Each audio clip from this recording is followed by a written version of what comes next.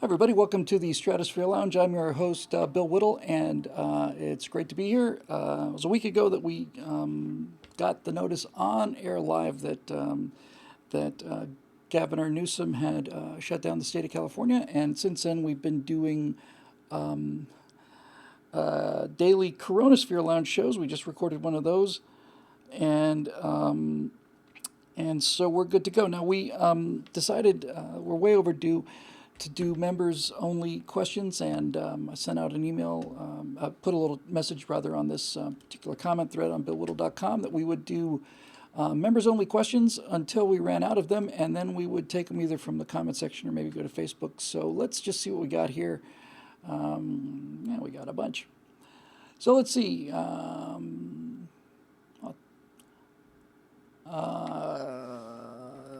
Tom's got four in a row, so why don't we deal with them? Some of them are pretty simple. I was going to ask the eternal question, Ginger or Marianne? Used to be Marianne, then Ginger, now leaning towards Marianne again. Times change, people's tastes change, but that is one of the eternal questions, and it's so nice to get off of the COVID situation. So I hope that's provided big insight into everybody. Here's another one from Tom. They feel optimistic because POTUS is, I think, because he is and is acting in a competent way, not panic like so many wish he would. That's exactly it, guys. When we did the Chronosphere Lounge, just recorded it earlier, I talked about the war on optimism, and the reason, one of the many reasons that the left hates him, but the reason that their hatred is ramping up into warp speed now, is because he doesn't panic. He's not panicked, and the governors, generally speaking, are not panicked, and the medical people behind Donald Trump are not panicked. Even the people who are calling for the real stringent restrictions are not panicked. The only people that are panicked is the media, and the media is panicked. I made a real effort, and I continue to make a real effort to keep Chronosphere Lounge as non-political as possible, because I think there's useful information about the pandemic in it. But we're not on that now. Now we're back on Stratosphere Lounge. I can be as judgmental and petty as I would like to be, which is extremely. One of the things that's interesting about this, I think, guys, is that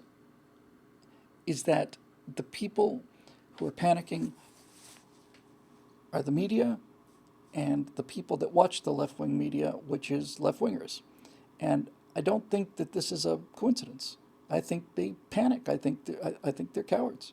I've said that from the beginning. I think that the lack of physical courage is one of the primary determinants, physical and moral courage, of what which party you tend to drift towards. There's a party of individualists, and it's a pack, not a herd. And then there's people who need daddy or mommy or somebody to take care of problems for them, and they're convinced that Orange Man has just simply punches science in the face, and this image of him and us, by the way. Don't forget that every single negative thing ever said about Donald Trump is a negative thing said about you. That all of that contempt for Donald Trump is contempt for you, and that the entire idea of voting the 2016 election is because idiots like you and me made the wrong choice. And again and again and again and again and again, and we find out today that the model that caused everybody to lose their minds and shut down the entire country was off by a factor of 25. It was predicted 25 times approximately more mortality than appears to be the case. One computer model and one guy. It's enough to make you lose faith in computer models. I realize I say that on borrowed time, needless to say, because clearly the Earth is going to be dead by 2015. That's pretty clear in an inconvenient truth. And of all the inconvenient truths in an inconvenient truth is the inconvenient truth that we're still here, and that the people who owned oceanfront properties are still in it, and the people who claim to believe this stuff are buying oceanfront property. So, I'm not so sure. That's actually an interesting thing to run with just a little bit, and that's the idea of computer models. This is a form of vanity, and it's a form of arrogance and narcissism too. I've created something, me, Dr. Ferguson, or the climate scientist. I've created something that has been able to make sense out of the most chaotic things in the world, weather and politics, the most reason-free. That's the word I'm looking for. Phenomenon in the universe, the most unpredictable phenomenon in the universe, how people behave and how weather behaves. I've made a model that will teach you exactly what's coming in the future. I will predict the future. And so there you go. And here it is. And see, and then other people buy that based on their inclination, or don't buy it based on their inclination. And the people who buy it, the people who buy the climate change hysteria, and the people who've managed to, at the very least, overplay this pandemic,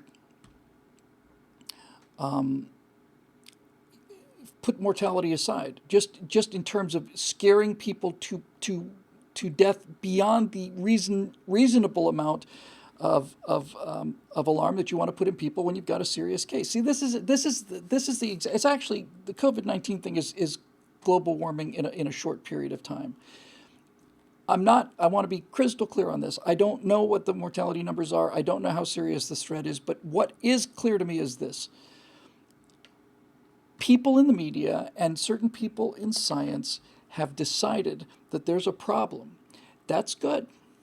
It's good that scientists are looking ahead and seeing potential problems. That's good. And the news media reporting on something that might be a potential threat or a problem. That's good. But what's not good is the idea that the population is too stupid to understand this, and therefore, since they're too stupid to be able to figure out the facts based on the facts, we have to exaggerate elements of this story and scare them into actions that they wouldn't be able to take otherwise because they're so stupid. That's the entire motivation of it. And if it turned out that the media was composed of people with 180 IQs, which alone wouldn't be enough, but also had wisdom. In other words, if the media was run by angels, real angels, who were there, who could see actual threats and knew the exact data of what's going to happen, and felt that they needed to scare us into acting correctly, you would at least have a case there. The case would be anti-human and anti-democratic and all those other things, but at least you would have a case saying, see, we were right, we were right, we were right. But that's not what's happening. They're wrong, they're wrong, they're wrong, they're wrong, they're wrong. They're wrong about global cooling. They're wrong about the ozone hole killing us. There's not enough bees. There's too many bees. There's global warming again. And there's the acid rain. There's all of it. I speculated on this in one of the Chronosphere Lounge shows. We are programmed to worry. That's our job. That's a survival trait in humans, is to worry. And we will take whatever's there and run it up to our maximum worry potential. And if it turns out that we're under shell fire, then our primary worry will be getting from this place to that place and hoping that there are some stale pieces of bread for us to munch on, and that would be a relief. And if it turns out that we don't live in that kind of an environment where those threats are that high, then we'll start worrying about transgender bathrooms to that same degree. It will be a matter of life and death for us because we're worry machines, and that's got a positive survival trait. That's great. But reason, entire purpose of reason, and science is an outgrowth of reason, is the idea that if you back away from your emotions long enough and take a look at what's actually there, it doesn't mean you're automatically not afraid. It just means you have an appropriate level of fear. Your fear goes into the box that it's supposed to go in. We don't panic. We don't run around more afraid of things than we should be. And if we're reasonable, we also don't run around less afraid of things than we should be. And this ability to make a decision like this, I can tell you clearly when I came down on the side of optimism about this virus. I remember the moment, I remember it crystal clear. We've all seen these pandemic movies. That's another thing, by the way. All of our decisions, all of our emotional substrata for decisions is based on movies. These are the stories that we tell. This is our mythology. We learn through stories. And every single story that we've told now has a twist. There's always a twist. There's always somebody behind the scenes. It's never the guy who you think it is, because that's a boring suspense movie. It's just when you think you got the bad guy, turns out it's the good guy who is the bad guy. Once you see this a few thousand times, you begin to think, okay, naturally, everything's going to have a twist. If this is the obvious answer, then it can't be that. Can't be the obvious answer, because the obvious answer can't be right, because there's got to be a twist. Where's the twist? Twist is good drama. But twist is not real. That's why we call it drama, and that's why we pay money to go see it. If it was actual reality, we could get that for free. So we have a natural inclination to ramp up everything, increase the contrast, increase the drama, and tell a better story. Just a few moments ago in the Chronosphere Lounge, I told a story about being on the destroyer and my conversation with the executive officer. Everything that the executive officer said was true, and I didn't change the substance of that story whatsoever, but I made that story a lot more interesting than it actually was, because I wanted to increase the contrast. I didn't change the outcome, I didn't change what he said, and I didn't invent what he said, but I made the story a lot better than it actually was. And that's just for the sake of clarity, but I'm not lying, because I'm not trying to convince you of something other than what he said. If it would be lying if I embellished the story to the degree where he said, no, the Chinese are far ahead of us in terms of damage control. It's not true. So we embellish things, and we blow them up. And the people who are not capable of doing their own risk assessment, people who are not capable of looking at data, are going to run scared. And I told you there was a moment that determined my outlook for this virus. And I was more than willing, and I continue to be more than willing, to be proven wrong about this. But that moment was crystal clear to me. I remember it exactly. It was the moment when the news reported first COVID-19 death recorded in the United States. That was the headline. First COVID-19 death in the U.S. And I saw that, and I went, okay, I want to know about that guy. I want to know. If this person had been a linebacker in a college someplace, did nothing but exercise and work out all day, and is in peak physical condition not just for today, but I mean in the history of the human race. There's never been a healthier, stronger person than this. If that was the kind of person that was struck down by this disease, that's going to have an effect on me different than the effect that if it wasn't. So what do I know? What can we find out about the first person to die of COVID-19 in America? And I found out that this person had serious health complications. It was already in either respiratory or kidney failure or coronary failure or all three. And that factored into my risk-reward calculations on this virus, and that was my initial reaction. And then I just watched that to see if it changed, and it didn't. Fundamentally didn't. What I found was that they've reported the first death has come to America. Freak out. It's going to get much worse. And it turned out that the person who died was a guy who had practically died before he got the virus. He was on death's door. Now, that doesn't mean it's not a factor, and it doesn't mean it's not dangerous, and it doesn't mean I'm happy the guy died, and it doesn't mean any of that. But it did mean that they did not report that a man in the process of pretty much total organ failure tested positive as he died. And when you start looking at the data under those circumstances, you start to see a completely different picture. A more hopeful picture. At the same time, you're talking about, I remember a second moment in the course of this crisis, and that was when I went from being completely dismissive of it to taking it more seriously.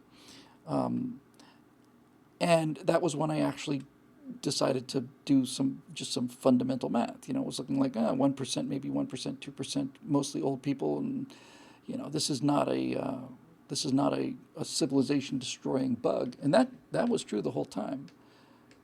But 1% of 300 million people is 3 million people.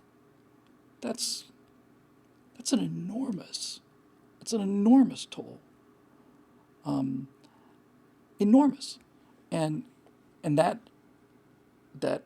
number is something that needs to be mitigated, and that's why we did it, and that's what we did, and there's no question we've knocked it down. We continue to knock it down, but if it turns out the initial estimates of its mortality and its were high, that's just plain good news. There's no bad news in it.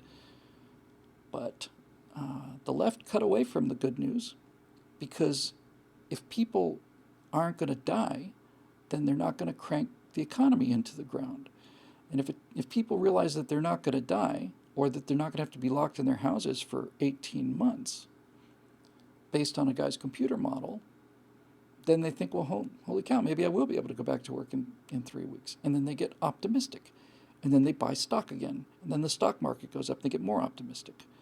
And the more optimistic they become, the better they feel about themselves, their country, and the president. And if you're feeling good about the country, if things are going well, you don't vote for Democrats. You only vote for Democrats because modern Democrats anyway, are saying the system is terrible, we need to destroy it, we need to tear it down and do something completely different.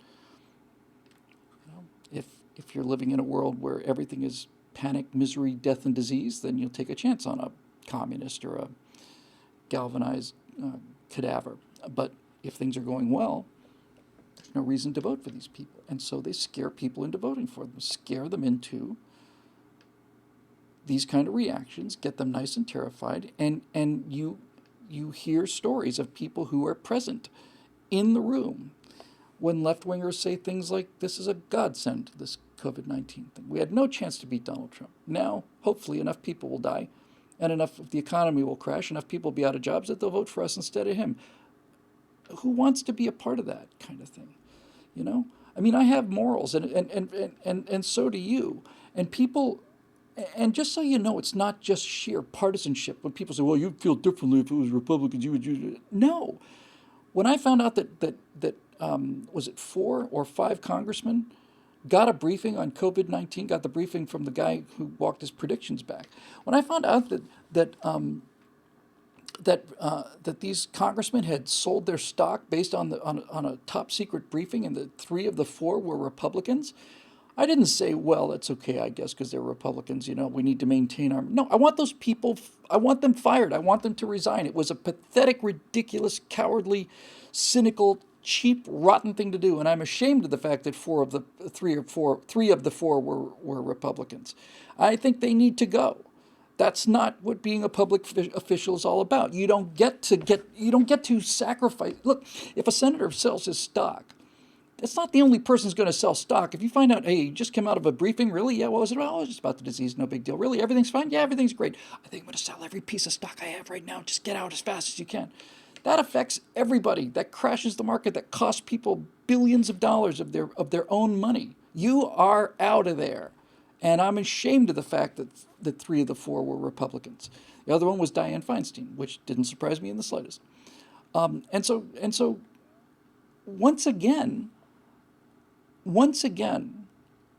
we find out that these people are not angels or wizards or mages of any kind.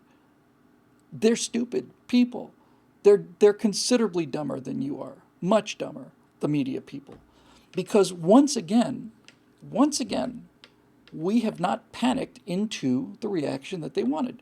We didn't panic into the Russia reaction. We didn't panic into the Ukraine. We didn't panic into the impeachment. Now we're not panicking into COVID-19. And our failure to panic has caused them to panic. That's what they do. They love panic. They love it. It's good for ratings. And by the way, Matt Drudge, I'm looking at you. I cannot believe the Drudge Report. I mean, I look at it as like, did I actually come to this site frequently looking for news? You know, just, you know, I talked to somebody who knows him sort of behind the scenes and says, he's just about the clicks. Okay, well, that guy's ostensibly on our side, and I'm ashamed of that too.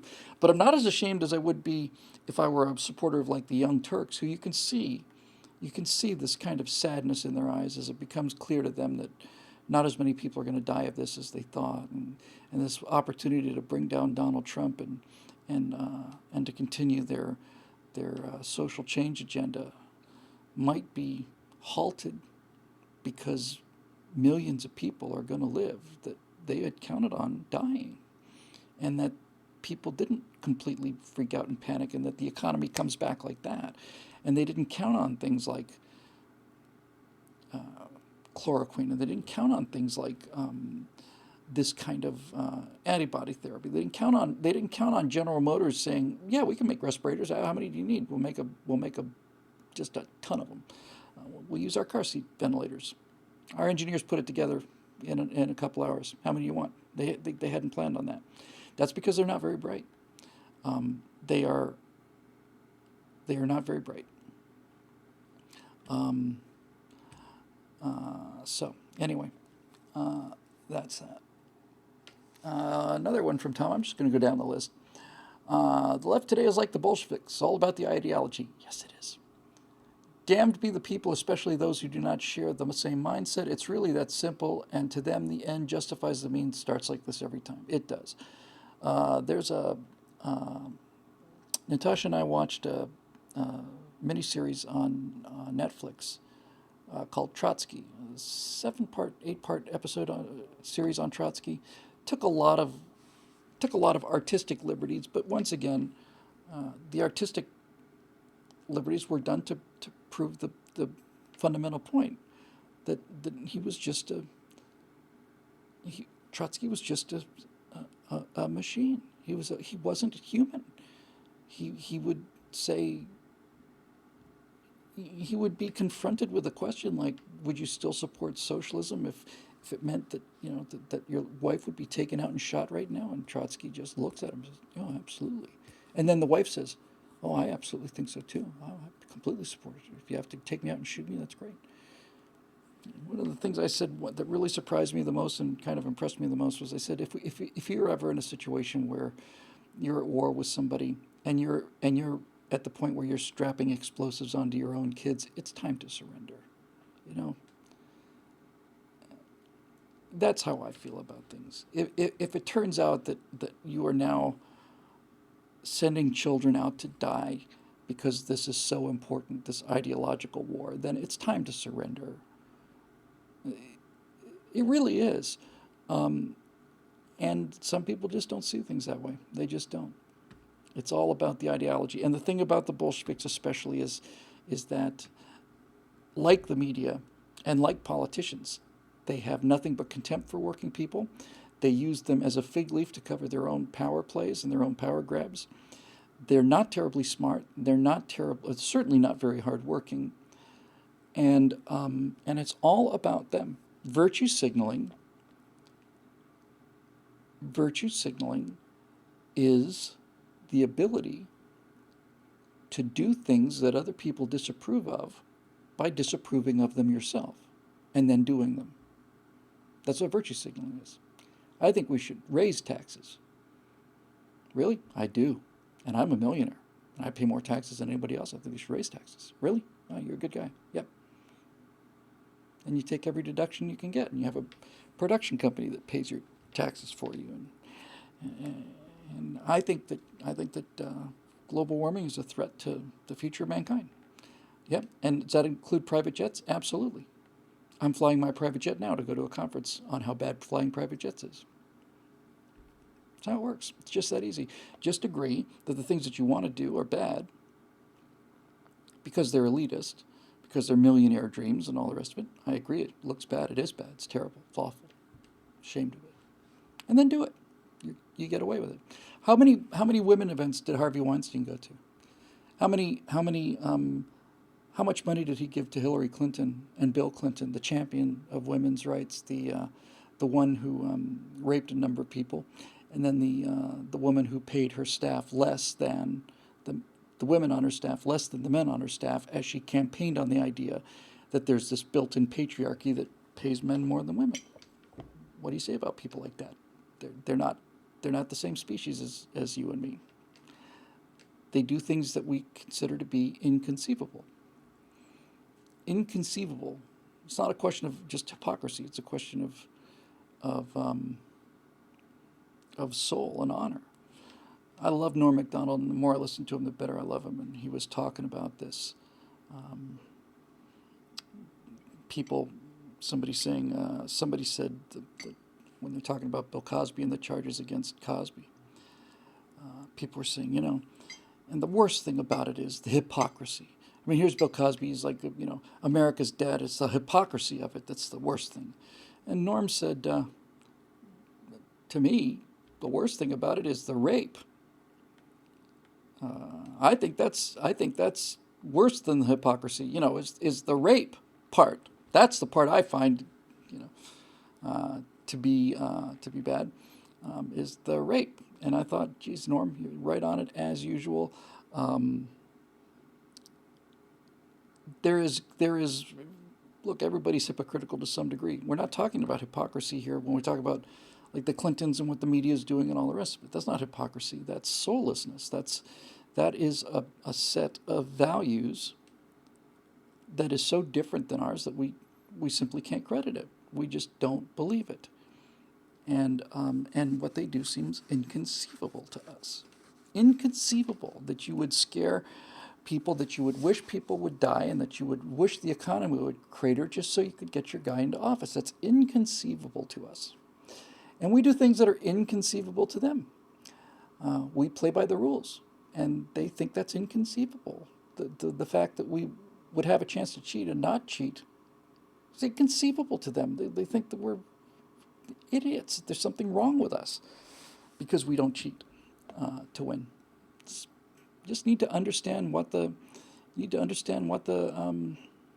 differences are before you can have any sense of fighting the war. We spend most of the time thinking that these are honorable opponents with a different opinion. No, honor is a joke to them. Honor is something that inhibits you and I from responding to what they do.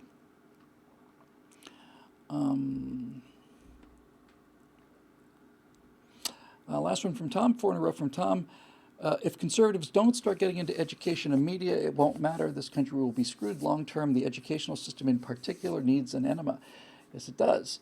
And the good news here is, Tom, is that we don't have to get into education and media because education and media are both obsolete in terms of how we look at those terms.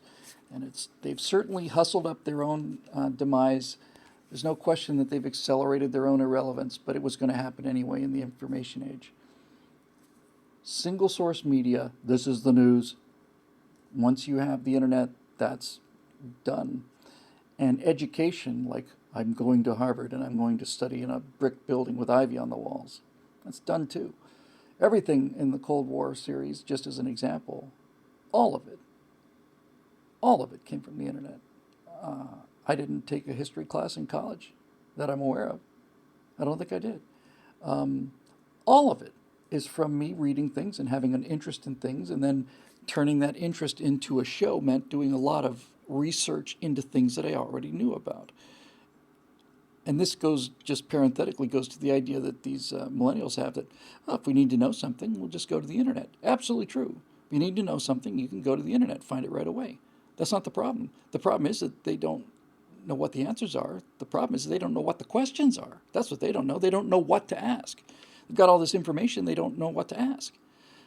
So the media, the news media, is finished. And I thought that, obviously the 2016 election and the bias, and then the fake news thing and the bias, and the impeachment thing, and Kavanaugh, and all of it.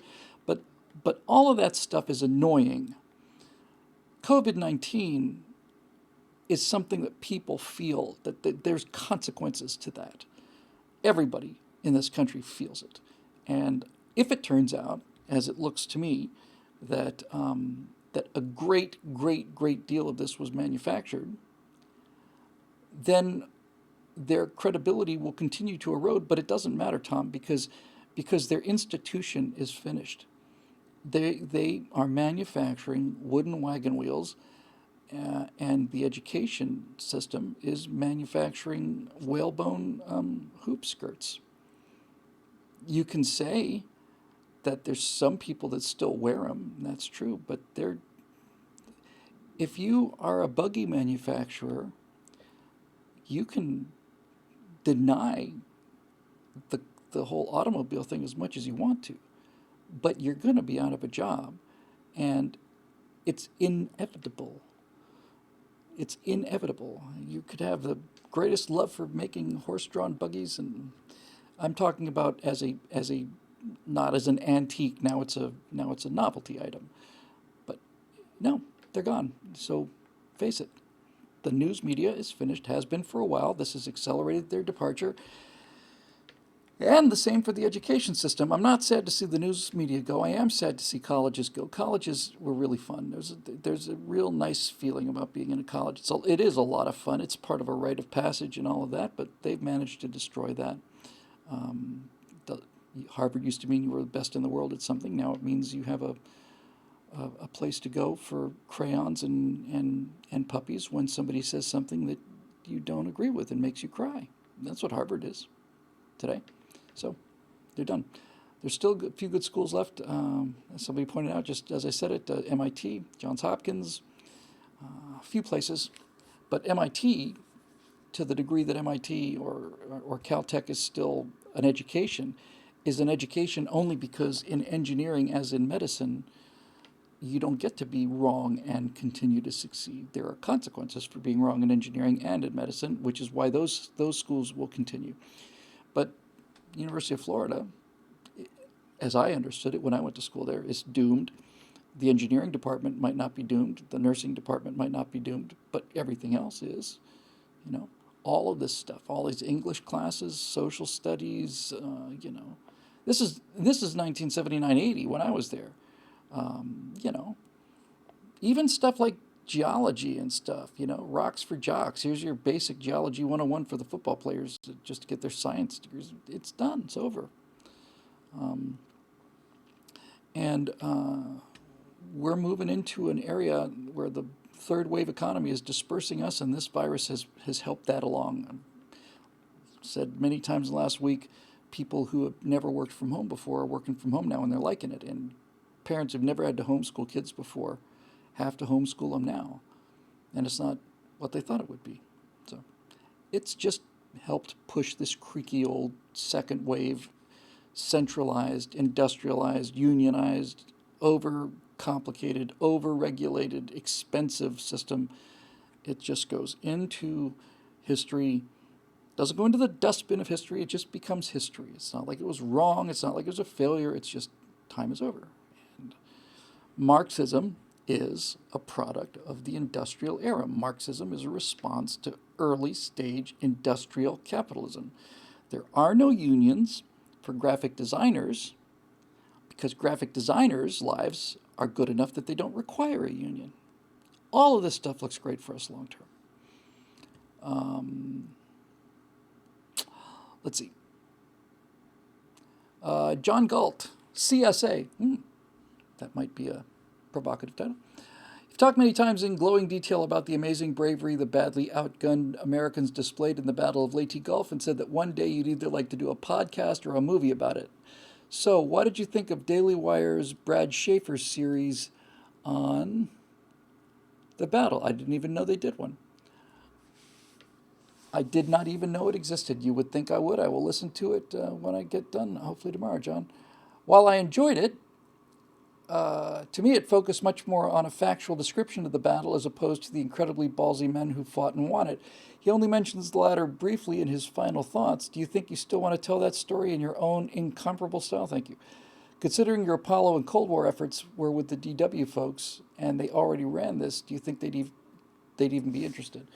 Have had conversations with the Daily Wire folks about continuing to do these What We Saw series. The viewership for the Cold War, the number of listeners has been good. Ad revenues have not been what they wanted it to be. That's bad. But the listeners have been well above what they were hoping for. Depending on how things turn out with all of this, I've pitched and continue to pitch, and they have at least listened to. They have not simply thrown out the idea that, as far as the Cold War is concerned, the enormous majority of that work, I'd have to say 98% of the total work, is the writing. And I have said to them, listen, if you rebuild that set, that Apollo set or something that looked like it, I'll come in and we can re-record on camera all of this. We can do it in 2 days. We just get it done. It's finished. It's buffed. It's ready to go. And then I will look at the pictures and I will supply your editors with the photos. Give me access to your photo library and I'll provide that stuff. I'll just make it as easy and as quick as possible for you guys, because I think that series deserves pictures. I don't blame them one bit. They're going for the podcast audience, and adding video is an enormous expense over the audio. But I think you could probably make the case, in retrospect, that by having the video, you open up enough markets to make it not only cover the cost of the video, but make it profitable. And Daily Wire is a business, unlike this organization. They're a business. They don't do things unless they make money. And they're willing to take risks and see if they can develop product that will make money, but they're not going to throw money away.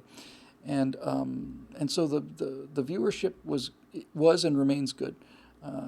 The ad revenue is not as good as they wanted, but that's not a result of the content. I think they're well aware of that. I think the feedback on the content and the number of people listening have been well above their expectations.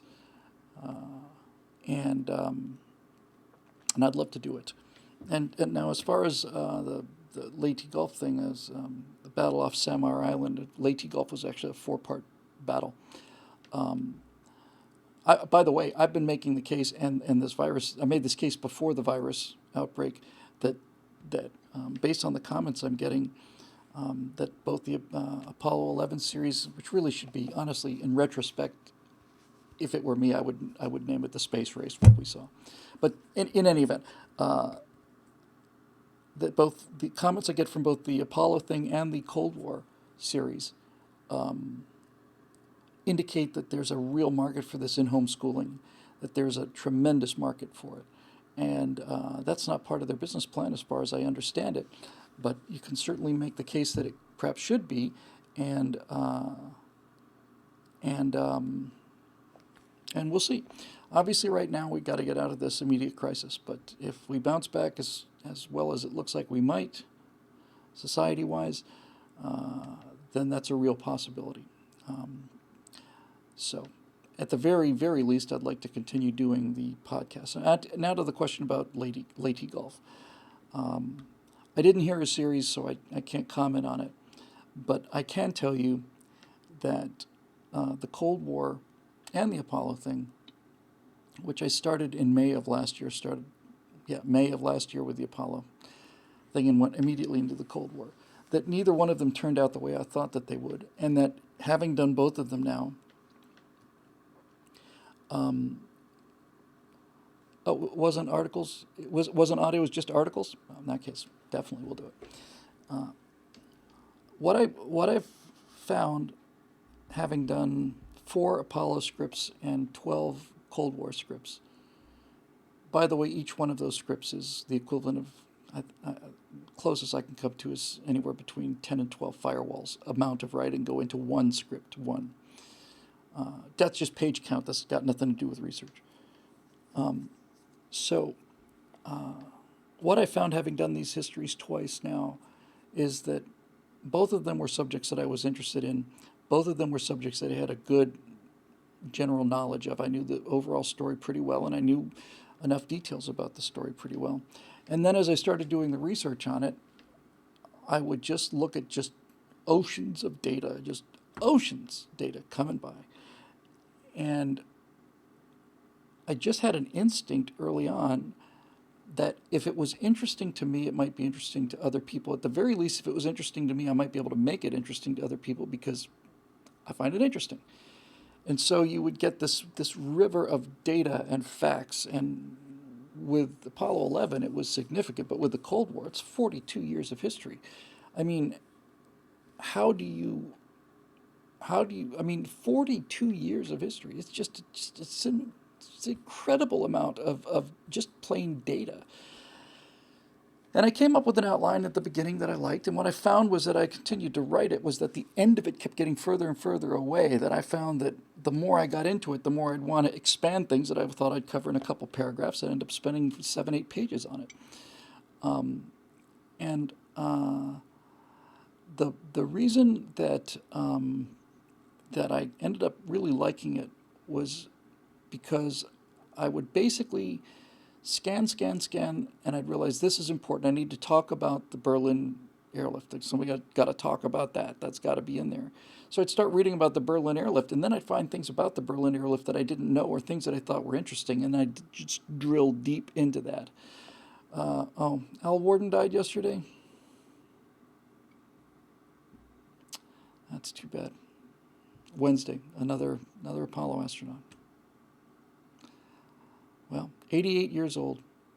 I think my favorite line in Apollo 11, what we saw, certainly my favorite insight is, I don't think any of these guys would have believed you ever would have believed you if you told them that virtually every single, not virtually, with the exception of Apollo 1, every single person involved in the Apollo program would die of old age. All these astronauts would die of old age. I think that would have really shaken them up. So anyway, I'd like to keep doing it, and I like to drill down. And I should mention parenthetically, this is being recorded on the night of the 26th of March, 2020. And Esoteric Radio Theater releases these episodes on Thursday night. They kind of broadcast them on Friday, but they actually go up Thursday night, which means that right now episode 9 is going up, and it'll be available Friday, starting Friday the 27th. Episode 9 is by far my favorite episode. I think 11 is my second favorite, but 9 is my favorite. 9 is the one that deals with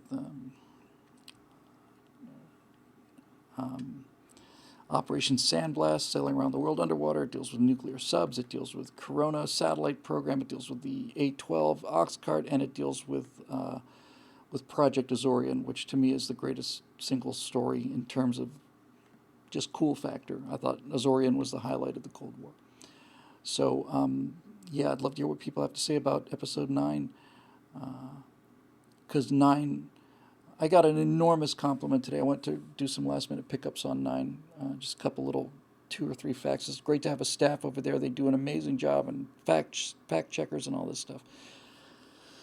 And they found 2 or 3 little mistakes. That's great to have somebody doing that. So anyway, I went over there to do re-records today, and I got a huge compliment from an editor. And folks, really, I don't mean to exclude you from it, but I mean, you'll appreciate this on an intellectual level, but you won't feel it on a gut level. An editor told me that when he was putting together the Cold War, he would time and time again find himself just listening to the material raw, because he thought it was so compelling. And, when you're an editor and you've listened to this stuff and you're putting it together, it's like the last thing you want to do is just sit there and watch raw footage, especially again and again. It was an enormous compliment. And I felt an awful lot about that. So I'm sure we'll do something else. I'm quite convinced we'll do something else. I would do Battle Off Samar. I would do Leyte Gulf as a 4-part episode. The first part where they intercept the incoming Japanese force and sink the Musashi. Second part is Suriago Strait, where the Japanese try to make a run up this southern end to pull off American forces, and it's the last big gun battle in world history. Battleships against battleships, night battle, incredibly dramatic Suriago Strait. Next morning is Battle Off Samar Island. That's the one that we were just talking about, with the American destroyer and destroyer escorts go on and take on the Yamato and the entire Japanese Navy, basically. And then finally there's the whole carrier situation where they pull Halsey off the beaches and he goes chasing carriers, and the carriers are useless now because they don't have any airplanes or crews, mostly crews. I would love to do all 4 of them, and I would do nothing but concentrate on the human element.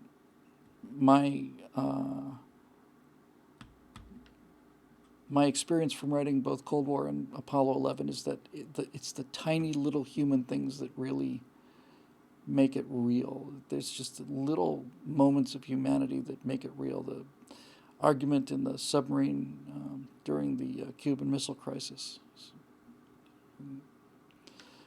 and you know, stories of of finding bodies buried in the heating pipes below Beria's compound and all that stuff. It's accessible, and that's what I found. And when it's all over, you won't believe how fast, because the next episode 12 is the end of the show, and it's like here's episodes 1 through 11, and that gets us halfway through the time, and then everything else wraps up in 12. But that's how the Cold War happened. I mean, just all the interesting stuff was that surprised me. All the interesting stuff was in the first half, really. And so anyway, there's that. Let's see what else we got. Our friend Wesley Bruce from Australia. Hey, Wes, how are you? Many governments seem to be walking a fine line between waking up those that are not taking this seriously, young libertarians and some on the left, and not triggering panic and a stampede among those already awake. Any ideas on how to reach the remaining skeptics? Wes is a great guy. We see him in Star Citizen all the time. Wes, I hope you won't be offended if I say that I think I've probably covered that about as well as I know how to in the previous Chronosphere Lounge, and then also on the top of the Stratosphere Lounge. So if you don't mind, I'm just gonna move on there. Dave Olson, who I did not know until just a few days ago, was also Dave Big Booty, who is probably not watching now because he's out there driving his truck delivering food to people, so that you know, we can continue to eat and stuff. Dave, we're all proud of you. All the people who know you in the comment section, who watch the show live, every one of them says so. I don't know if you're listening to this. Sometimes you get to listen to it once it gets to YouTube or whatever. But seriously, Dave, that term hero is a term that's way, way overused. But when you talk about truck drivers and you talk about the people that are stocking the shelves in restaurants and the people that are you know, coming in to clean up office buildings, that word is an appropriate word. Their lives are at risk, and we're real proud of you. So Dave Olson says, "Hi Bill. Enough about microscopic things. Yay. Let's talk about bigger things. The universe, for instance. There are some scientists who try to tell us that about 95% of its mass is dark matter that can neither be seen nor measured in any realistic way. This is how they explain the way the universe works. Other scientists say that the reason the universe acts the way it does is because there are still principles of space, time, matter, and energy that we just don't understand yet, and that we don't need dark matter to plaster over the gaps in our knowledge. What say you?" Astronomy question.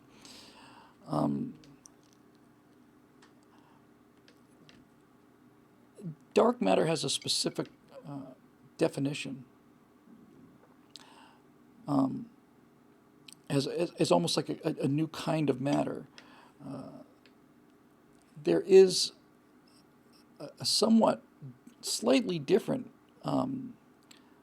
argument to be made that there is an enormous amount of just regular matter out there that we can't see. And that case used to be a lot stronger. You know, we'd say, well, maybe there's all kinds of interstellar dust and gas. We only see the things that are bright and shiny like stars. But the problem is that if there was a lot of dust and gas that was not throwing off its own light, it would block the light of other stuff. And once we started getting into infrared astronomy and looking at heat signatures, there's not enough stuff in the universe. The problem is there's not enough stuff.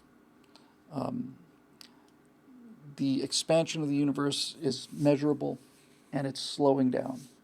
And it's slowing down due to what we think is gravitational attraction of all the pieces. This gigantic explosion pushed them out, and then the gravity's trying to slow them down, bring them back together again. The universe is essentially behaving the way every star does. In the heart of every star, there's a thermonuclear reaction going on. Hydrogen primarily fusing into helium. This produces enormous outward pressure of energy, and the star would just instantly explode, except that the star has so much mass that the gravity of the mass holds the star together, and it's that equilibrium that makes the star work. There's enough gravity to be able to put enough pressure at the core to fuse matter and have energy disperse without exploding, because the gravity's strong enough to keep it there. And supernovas happen when it starts burning a different kind of fuel and so on. So the universe is expanding, but it's slowing down. It's slowing down at a measurable rate, and the speed at which it's slowing down, if it's due to gravity, is faster than what we can account for. there's not enough mass to create the gravity needed to slow the universe down at the rate it's slowing down. So something's wrong. Dark matter is an invention needed to make our existing theories work. And that's why I'm suspicious of it, and that's obviously built into your question. I think that's why it's such a good question. In other words, it's a Band-Aid. When they started trying to figure out how the solar system was created, and they thought that the planets orbited in perfect circles, and it turned out they weren't, that they were speeding up sometimes and slowing down sometimes. The first thing they did was try to make wheels within wheels to explain what they were seeing. They had an idea, they had a theory that was working, and then they started to find that right at the edges it wasn't working, so they tried to expand that theory out to get it to work, and it just doesn't. And I suspect that dark matter is going to be one of those things. I think it's an artifact that's created to explain why we're seeing what we're seeing. And so we have to postulate this unseen stuff, which may in fact be true. I mean, it's not like red matter, it's not so fictional. It's just, this is the best we can come up with right now.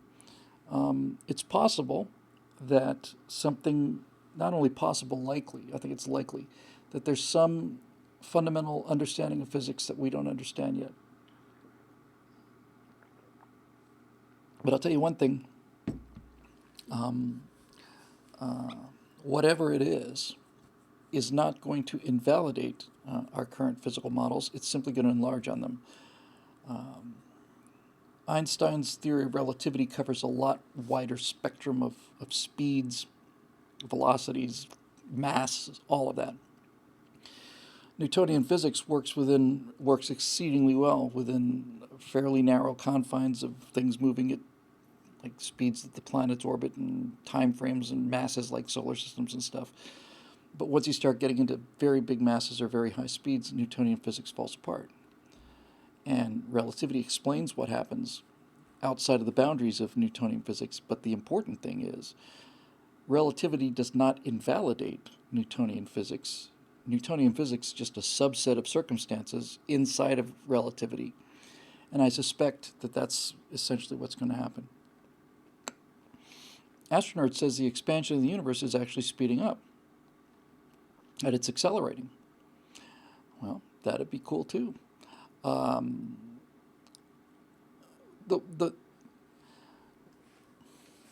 almost said that, the one thing that you can trust is the data.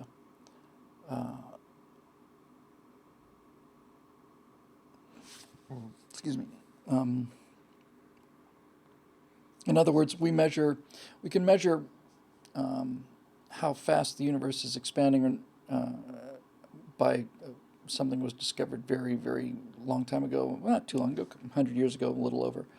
I want to say it was Hubble's discovery? Hubble or Hale, I'm pretty sure it was Hubble.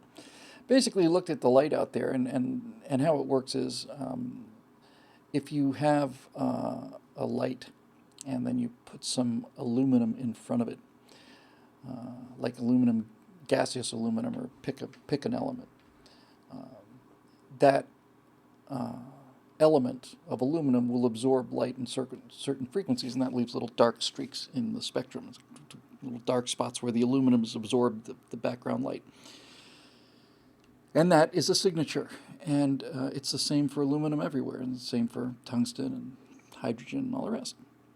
And so we know where these lines are in the spectrum, and when we look at a star, we will see that those lines have shifted relative to where they should be, and where they should be is where they appear if the body is not in motion.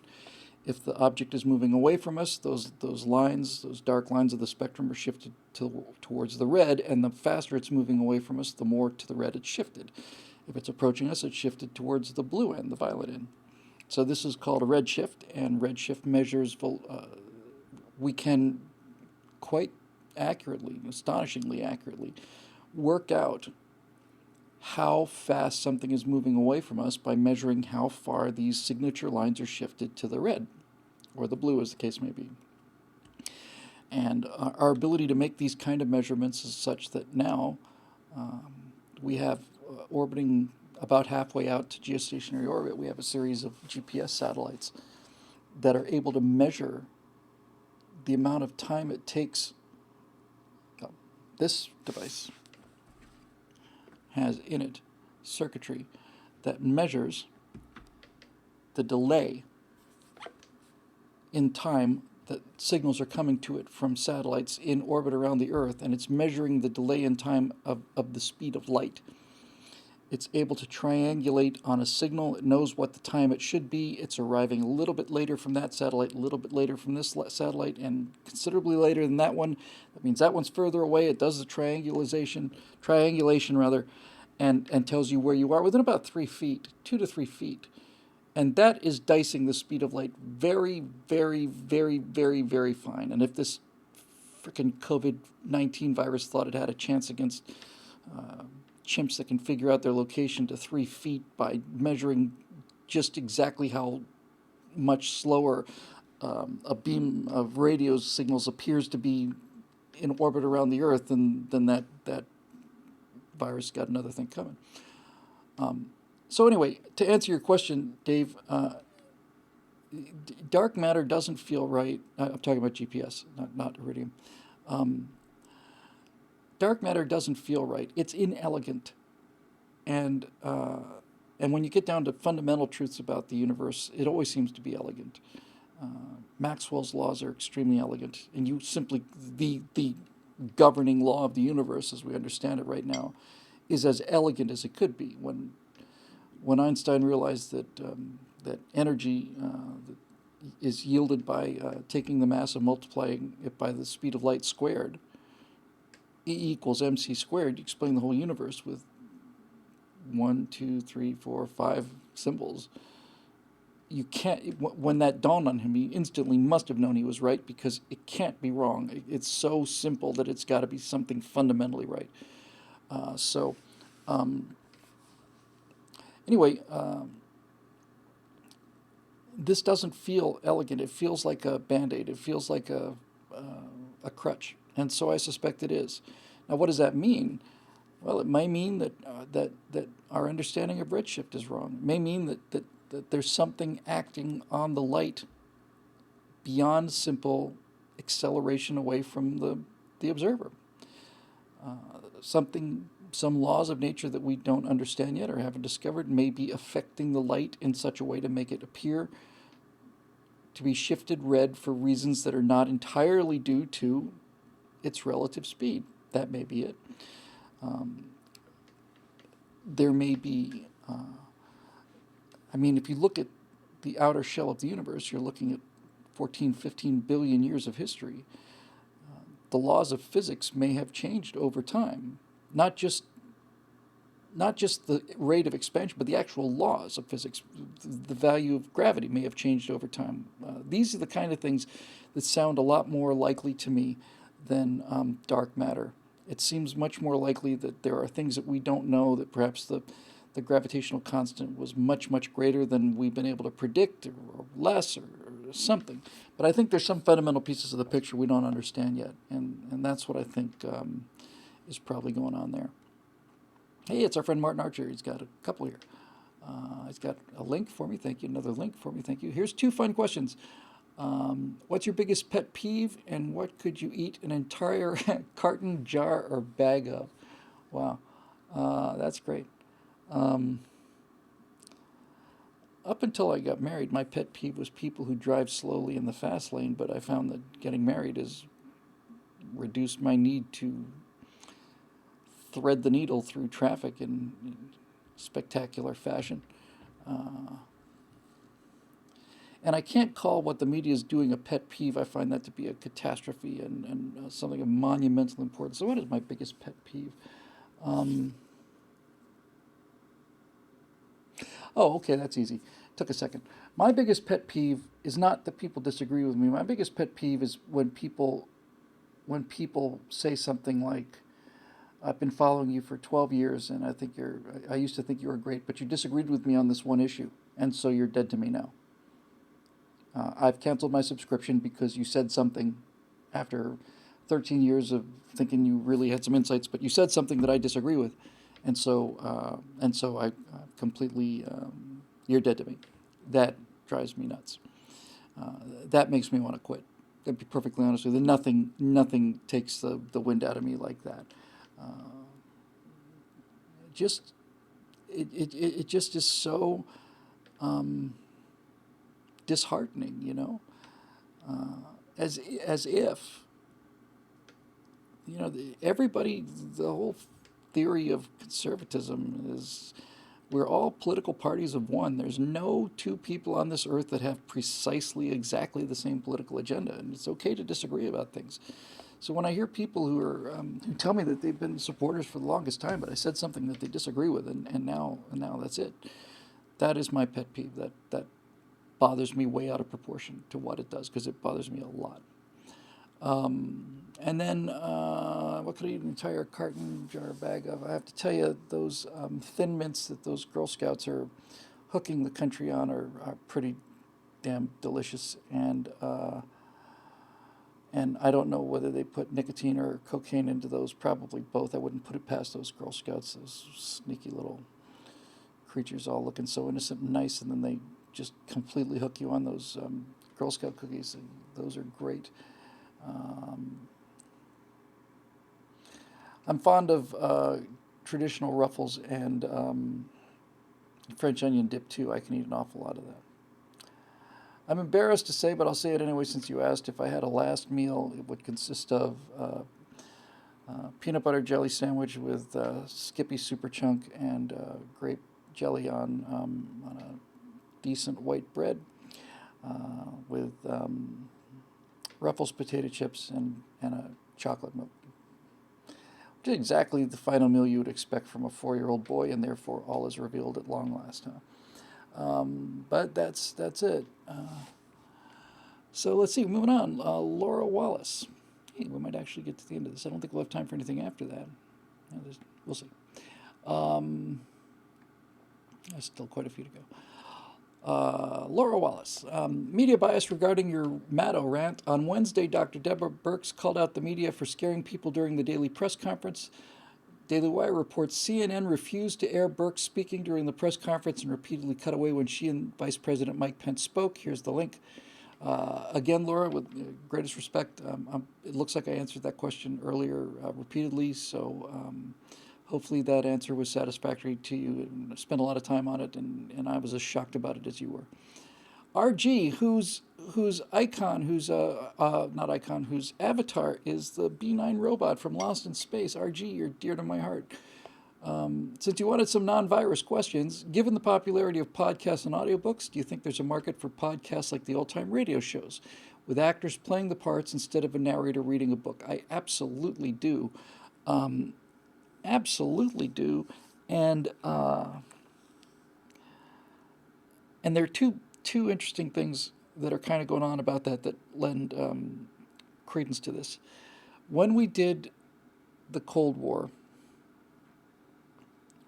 I cannot remember. I think it was episode 1, virtually positive. But maybe it was 3. Anyway, when I read the long telegram,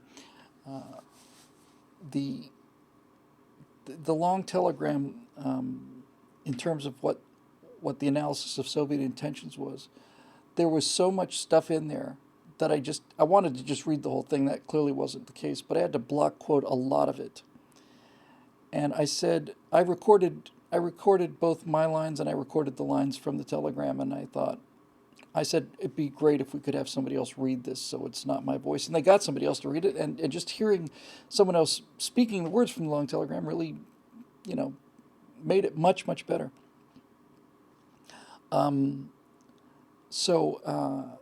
So yes, and I think another thing that may not seem related, but actually kind of is there's tremendous niche popularity for like watching people play Dungeons and Dragons online. I think there's like membership-based things where you see celebrities or whatever, and you're watching people playing a board game.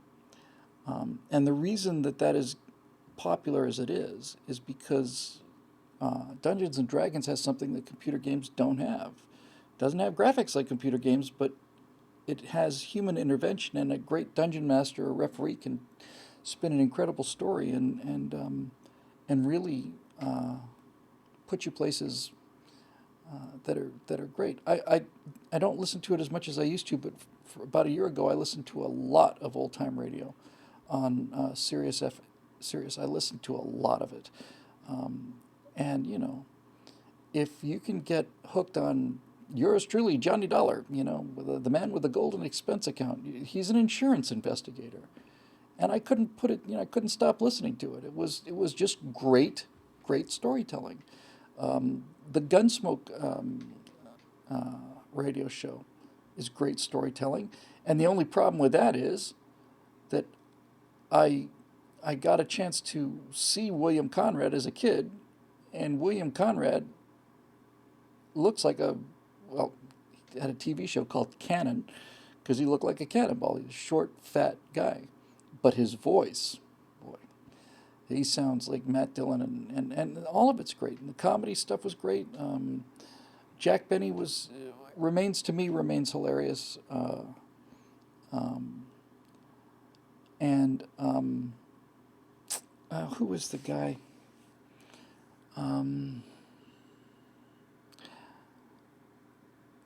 The guy who did the Great Gildersleeve was fun and interesting. There's a kid. He turned out not to be a kid. He ended up he played the voice of a kid. Somebody put it in the comment section, and he was always kind of this wiseacre kid. He was fantastic. He was just so funny. And the great thing about Benny too is that when you got a show like that, you can, once you set up an in joke, you can get all the mileage you want out of it. And the Jack Benny being cheap joke was it just kept giving. In fact, it ended up giving the longest sustained laugh and applause in the history of entertainment. Jack Benny was legendary for being cheap. He wasn't so much in real life, that was just his character, but they made jokes about it for 20 years or something. And then on one episode, Jack Benny's in an alley, and somebody sticks a gun at him and says, "Your money or your life?" And then there's this delay, and he says, "What's the matter, fella?" And Benny says, "I'm thinking." And it's the biggest laugh and the longest recorded applause ever, because it's set up and it just writes itself. I got a chance to write for spec scripts, none of them produced, for Cheers, and that's easy because the writers at Cheers over time had just made these characters so clear. Cliff was just so clear. Cliff wrote himself, Frasier wrote himself, Lilith wrote herself. I didn't have quite as much luck with Sam, although I know how to write Sam and Woody and all the rest. Woody writes himself. But I wrote 4 spec scripts, and every one of them Cheers has an A plot and a B plot. There's an A story, you cut to the B story, and it advances the A story, and you back and forth. Then all 4 of the spec scripts I wrote had Frasier for the A story and Cliff for the B story. Those were the ones I was most comfortable with, and I felt most at home with. And I can tell you what the plots of them were, and you'll get it, because if you're a fan of Cheers, if you watch Cheers, you'll know that when I tell you some of the plot lines, that you can see where the humor is. One of the Frasier scripts was that Frasier was being considered for some prestigious position on the American Psychiatric Association, and Lilith told him that he couldn't go to the bar anymore because it would hurt his chances of getting the appointment. The one I thought was really, really funny was really, really like this, was that they had a child. Frasier and Lilith had a kid, and I wrote a script where the kid goes for an IQ test, and he comes back with an IQ of 100, which is dead center average. And Frederick, and he goes for the IQ test, and needless to say, Lilith is brilliant, Frasier's brilliant, and they go to get their kid tested, and he comes back with an IQ of 100, which is perfectly normal, and they freak out. I did a script where Woody got a part as an actor, and he was going to play a mailman, and he wanted to spend the day with Cliff and see what being a mailman was all about. Had an episode. I remember the pitch for this. I was at the writers group at Cheers, and they said, got any ideas? And I said, you guys ever done an episode where Cliff really, really, really needed something in the mail, like desperately needed something delivered on time in the mail? And they said, no, we like that a lot. Because he's so proud of being a mailman and considers it to be like the sixth form of the military, And so I had an episode where there was a solar eclipse coming, and Cliff needed a full aperture solar eclipse filter for a telescope that he bought, and it was sent in the mail. Had to break into the mail delivery thing because those mail idiots were not, it was just fun, and there you go. So there was that.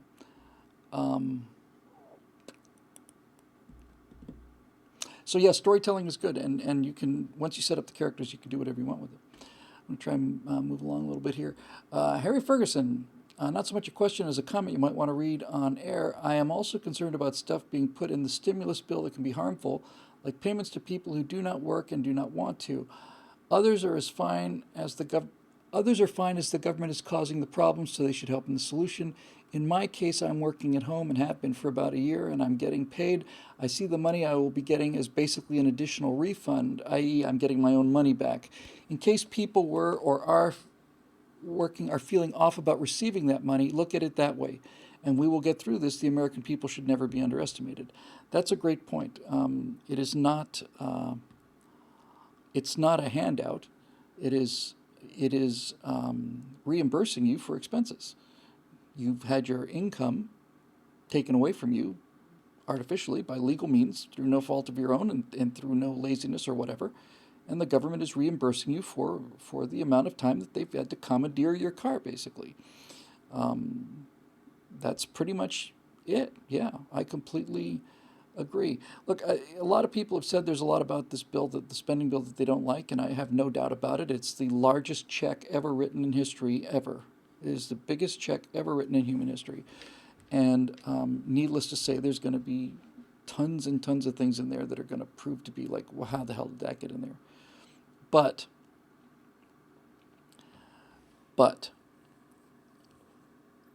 what that bill represents is more important than what's in it. I'm not saying you have to pass a bill to find out what's in it, but I'm saying that the bill itself, the action, is more important than what's in it. That bill represents hope for people who are desperately worried about the enforced seclusion and their loss of business. And it's even bigger than that. It's an indication that the people who are running things haven't forgotten them and are doing something about it. Part of conservatism is that a big part of it is that the government shouldn't do anything that anyone else can do. If a private company can do it, great. And if the states can do it, then it shouldn't be the federal government's issue. And if localities can do it, it shouldn't be a state issue. It's pretty clear, really. But in this case, it's important that the American people know that the government's basically putting its money where its mouth is. It's like saying, we're telling you can't go to work. And we understand that's not just hard, that can be catastrophic. And so we'll do that. We're going to write a check for $2,000 billion. Because we can. That's why it's nice to be rich. As far as the debt goes, I don't know when I gave up on the debt, but it was somewhere in the Obama administration. I don't know what it is now. It's probably approaching $30 trillion. That money will never be repaid. I don't understand how this works. The only insight I've ever had into this new kind of economy where you can just keep borrowing money forever comes down to this. There's some people who really know this much better than I do. I can't think of anything other than this. But clearly that money will never be repaid, not through taxes. And no one's ever going to freeze spending. That money's not going to be repaid. It's going to take a bigger and bigger piece of the budget every year. But it seems to me that it continues as long as the interest payments are made. I think that's the bottom line. As long as the interest payments are being made, the system will continue, even though it's eventually got to collapse. Um, it is the only thing I can think of. You don't keep giving credit cards to people who keep running them up to the limit and then ask for more credit cards. Um, as long as it's kind of like what it is, really, isn't it? Right? I mean, it's like you've taken out a credit card with a $20,000 limit, and you've spent the 20,000, and now you're making your monthly payment of $129 or whatever the case may be, and 95% of that or whatever is interest, and you're never going to get out from under it. But as long as you continue to make the minimum monthly payments, it continues. So that's about all I can think of with that one. So when it comes to this giant spending bill, a $2 trillion bill, I hate to say I'm this cynical, but I'm this cynical. I really, at this point, it's like, hey, just put it on the tab, just put it on the tab. What do you want me to tell you? This is different than bailing out companies that are failing. This is completely different than that. This is bailing out companies that are succeeding, and and doing right by the American people. Um, who have done right by the government. They didn't have to be shot at in order to go through these things. They agreed to isolate themselves. Basically, we voluntarily agreed to destroy our own businesses. If you're a restaurant owner, I voluntarily agree with the government that I'm going to put myself out of business. That was the deal, and the deal was made largely with the understanding that the government would make it right. And I don't know to the degree that this will make it right, but it's a big check, and it gives people the sense not only that they might be able to get through this, but that the government is putting its money where its mouth is. It's not making us shoulder the burden. Of course, needless to say, the money comes from us. It's our money. The government doesn't produce anything. They're basically saying we're going to give you some of your money back, which you haven't made yet because it doesn't exist. But nevertheless, the action is out of proportion to the effect. The action of seeing the government write a check that size provides hope and optimism, which is, look, the economy is all optimism. That's all an economy is optimism. It's just nothing but optimism, and stock prices are based on how good you feel this company's going to do, and it's all attitude. It's not make believe, but it is not tangible either. It's a feeling. It's trust, and to the degree that we went deeper into debt, we're so deep into debt now that it doesn't seem to me like that's going to fundamentally affect the equation. But trust is important, and I think it was a big deal in restoring trust, and I completely support it because this is kind of thing we've never really run into before. Let's see here. Troy Stevens, how much weight should we give to the lung damage survivors? How much weight should we give to the lung damage survivors may sustain in addition to the fatality rate in assessing when it will be safe enough to start lifting the quarantine? I've been eager for us to get back to work and to get our lifeblood, the economy rolling again, but it has occurred to me that there's more to a comprehensive risk assessment than just considering the death rate, as most seem to be doing so far. It's a great point. I haven't found much conclusive evidence on this yet. Doctors in Hong Kong have reported cases of otherwise fully recovered patients with 20 to 30% reduction in lung function, but that's based on a very small sample group, 2 of 12 patients examined out of 131 confirmed cases. And they caution that it's too soon to know what the long-term effects will be. We may at best be able to estimate at this point based on experience with SARS and MERS, which are in the same family. I expect severe cases will be most susceptible to whatever permanent damage is possible. Great point. Troy perfectly elucidated and practically answers itself. There is some evidence that COVID-19 does permanent lung damage in some cases. And as Troy pointed out, we don't know what that percentage is. We don't even really know if it's real, but certainly have seen the hysteria machine working on this one, showing these x-rays of lungs that have been destroyed by COVID-19. And I saw 4 sets of x-rays in like the sun or something. So are those cases that were caused by the virus? Would those people have gotten pneumonia otherwise? Was it pneumonia? What is it? I don't know. But This may be a spell that we're in right now, that this may be part of the whole psychology of long-term quarantine. We're at the point now where things are feeling much better than we originally thought. That may be true, or it may be an illusion. The people who say it's that things are much more serious than people give it credit for say that there is some compelling evidence that there's some glassy bead type, some kind of an image that shows up on lungs, and it's an indication of potentially permanent lung damage. Um, the answer to your question, Troy, is I don't know. Uh, every day that goes by, we get new data, and this brings me back again to uh,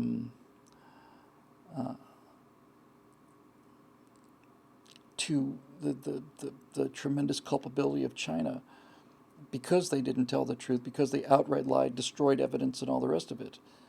We have no way of knowing if what they're reporting is true. They say there are more cases in the U.S. now than in China. Since China has 4 times our population, I find that exceedingly hard to believe. Exceedingly hard to believe. I don't believe it, but there it is. And by the way, John Galt, who I think had a question here too, said the quarantine or shelter in place is just newspeak for martial law. I want to disagree with you on that one, John. And the reason I want to disagree about it is I have not seen, so far, I have not seen any acts of coercion. I've not heard of or seen anybody who's been, there are some people who are apparently like coughing on food intentionally or something. That's different. But I have not seen people actually resisting this. It seems to me to be pretty much a good plan. It's not, we haven't seen people going down, I haven't seen Humvees with soldiers forcing us to stay indoors. I've seen people voluntarily agreeing to do this because it seems to make sense to them and it makes sense to me. Um, I do think that there are definitely some legal issues there, and he says for now, and that's going to be the thing, right? The reason I'm optimistic about this is only because it's only because it seems that I have not seen the I live in California where the lockdown is early, and it was a week ago exactly, and pretty much ahead of the curve in terms of the rest of the country. And I haven't gotten the vibe like you do this or else. And to me, that means it's voluntary. If I thought it wasn't voluntary, I'd be pushing back against it a lot harder. It's kind of weird like that. But because I feel like I'm doing it voluntarily, I don't feel the need to rebel against it. If I felt that I was being 100% coerced into it and that the threat wasn't serious, then I would respond. And I'll tell you one thing, we are at the point now where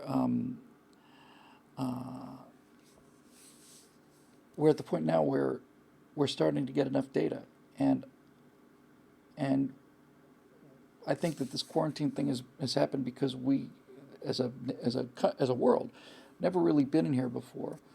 Had a chance to. The theory is sound, and there's no question that social distancing will save some lives. I think that's off the table in terms of that being true. The magnitude is something that's still up in the air and up for discussion. A lot of people have said, well, they've shown that they can basically make us stay indoors. Now they can do that anytime they want to. I don't really buy that. I mean, the reason I cooperated with this was because it made sense to me, and I'd like to see lives saved, and I wasn't coerced into it. If somebody were to say, you're going to stay indoors now because I say so, I would have a completely different reaction to that, and I think most people would too. Um, so, um, you know, we're gonna have to find out, and that's just all there is to it. But I don't see this. I don't see this thing lasting. Not only lasting any longer than it needs to. I don't see this thing lasting anything like as long as some of these governors say. But you know, he says it feels very sheepish. Yes, but I mean, I see your point, John. I do, and I felt it too. It's like, they told us to go inside, and we're inside. And, eh, I do see that, and it is something to worry about. And I said at the very beginning of this, I said I would, if it turns out that they tell us we can't go outside and peacefully assemble, then that's the cue to go and do it. And I suppose to some degree they have essentially done that. But for me, they haven't done it out of reasons of control. Let me put it to you this way. To me, it's a reasonable argument. Um, and if it wasn't a reasonable argument, then I'd be resisting it. But it seems reasonable, and so I'm going along with it. Um, I could have taken a completely different view of this, but so far, I think that the sacrifices that I personally have made and that other people have made are not so severe that it warrants the deaths of hundreds of thousands or millions of people. It's the president that worries you. It should precedent, yes, and it should worry you, but this is not the first time this has happened. Um, and the slippery slope argument is a good argument, but it, slippery slope doesn't always happen. I personally think we're going to come out of this with more freedom than we went into it with, and I think the reason that's going to happen is because the real control, in my opinion, John, is not the guys with the guns that we didn't see. The real control is the mind control of telling you what's true and what's not true and what to feel and what not to feel. Those measures of oppression have been enormously weakened by this. And we are well defended against guys with guns telling us what to do. That's never been the problem. That's why we're armed up. We always thought that it would come from government censorship and that people would be taken away and put in camps. That's not how they do it. They're doing it by telling you stories and making you do it yourself. This is a great example of that. I don't think that this is not an illusion, this COVID-19 thing, to the degree that the press has trashed its credibility even more, and irrevocably, by the way, because the entire country has been told to expect to bring out your dead cards, and they're not going to be here. They never were going to be here. Um, and so, once again, when it's over, the casualties will be significantly below what the worst case scenarios were. That's going to make Donald Trump look like a hero. It's going to make the press look like a bunch of screaming hysterics. And this time, it's going to be people on both sides who paid a price for it. Everybody has to stay indoors, and and I think that when we come out of this, all of we we always thought censorship would come from a guy pointing a gun at you and saying you can't say that, but that's not what's happened. Censorship has come by people on Facebook telling you you can't say that, and then people writing to your employer and telling you that you're a racist and a Nazi and a homophobe and a white supremacist, and you've therefore lost your job. The censorship comes through social pressure, which they've realized was powerful, the most powerful force in human psychology in the first place. And when you add social media to it, you put it on afterburners. And so, to the degree that is eroded or destroyed, I think is a big improvement in our overall freedom. As far as the thing goes, to be honest with you, John, is when the crisis appears to be over, these restrictions will be lifted, and if they're not, then they're going to pay for it. They're going to then it's time to, when it stops being reasonable, is the time for us to start being rebellious, and I don't think that's bred out of us at all. I think this country's really stepped up. So I got a few more here, and it's getting a little late, but I'll do as many as I can, and I certainly got Laura's down at the bottom here. So let's just see here. Benjamin Good. Hi, Bill, new member here. Welcome, Benjamin. It's great to have you. I hope you enjoy the company better than I do. No, it's great to see you here, and thank you for the support. But I've been watching your content on YouTube for a while. My question is as follows. Is there anything our president can do to stop Congress from adding frivolous spending to the bills that are submitted? I looked into line item vetoing, but it seems that authority was deemed unconstitutional in the Supreme Court back in 1998 by a margin of 6-3. Would the president have the authority through executive order to force Congress to streamline bills that they vote on? Love all of your content. Keep up the fight. Thank you very much, Benjamin. It's very, very nice of you to say. and I'm very, very grateful for the support. Line item veto is something that is not present in the Constitution. My understanding is that when the Confederacy decided to take their football and go home, when they basically copied the U.S. Constitution for the Confederacy, um, they added line item veto. But line item veto, I'm sure, was not an issue that was determined by the Supreme Court. It was just never, to my understanding, and it was never inserted into the Constitution. The president uh, is presented with a spending bill, and he signs it or doesn't sign it, and he doesn't have the ability to say not this but that. If Congress was doing its job, the need for a line item veto would be lower. There's constant discussion, never goes away, about adding line item veto. But Congress determines the spending, and the president either approves it or doesn't. And if Congress is determined that this is how we will spend money, they override the president's veto. Uh, in the case of this particular, look, there's so much. I remember the pork busters movement around 2007 or 8, when there was just this, all of a sudden, this gigantic outcry against pork and earmarking things. It seems like real progress was made there. There's no question. There's all kinds of stuff. But listen, I think the president. I think that, well, I don't know how to phrase this. I'm sure there's a bunch of junk in this bill that doesn't need to be there, but the bill needs to be there for reasons I mentioned just a few minutes ago. But I think you can look at the positive and say that we simply did stop the worst of it. Hundreds of millions of dollars for Planned Parenthood. Restrictions on airline emissions because of carbon.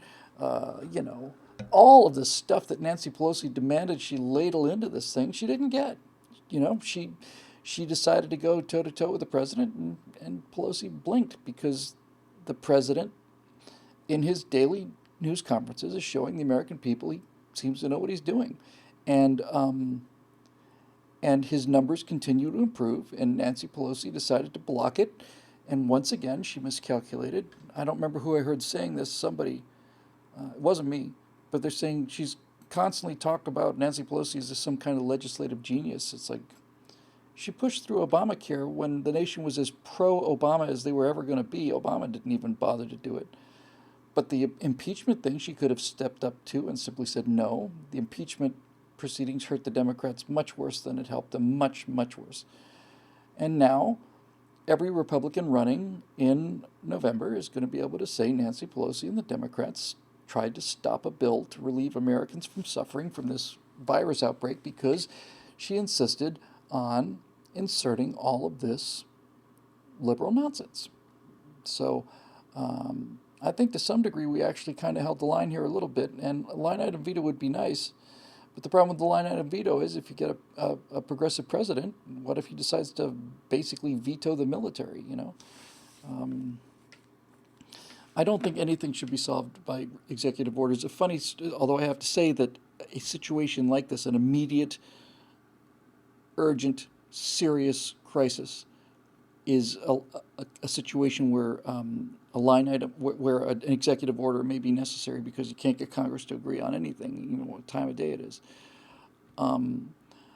But certainly, executive orders are way, way, way, way, way, way, way overused in this country, and the president should not be able to legislate through, dictate, whether he's our president or the other side's president. Okay, we're getting there, almost at the bottom. AK is 47. I know, I saw that. Probably the same as AK 47 for now in the comment section. I'm going to go way out on a limb and risk that. Here's a question. With Congress's pandemic spending legislation, aren't we creating perverse incentives that will kill the republic? Well, that wouldn't be news. We've been doing that for 250 years. We're watching the tragedy of the commons writ large.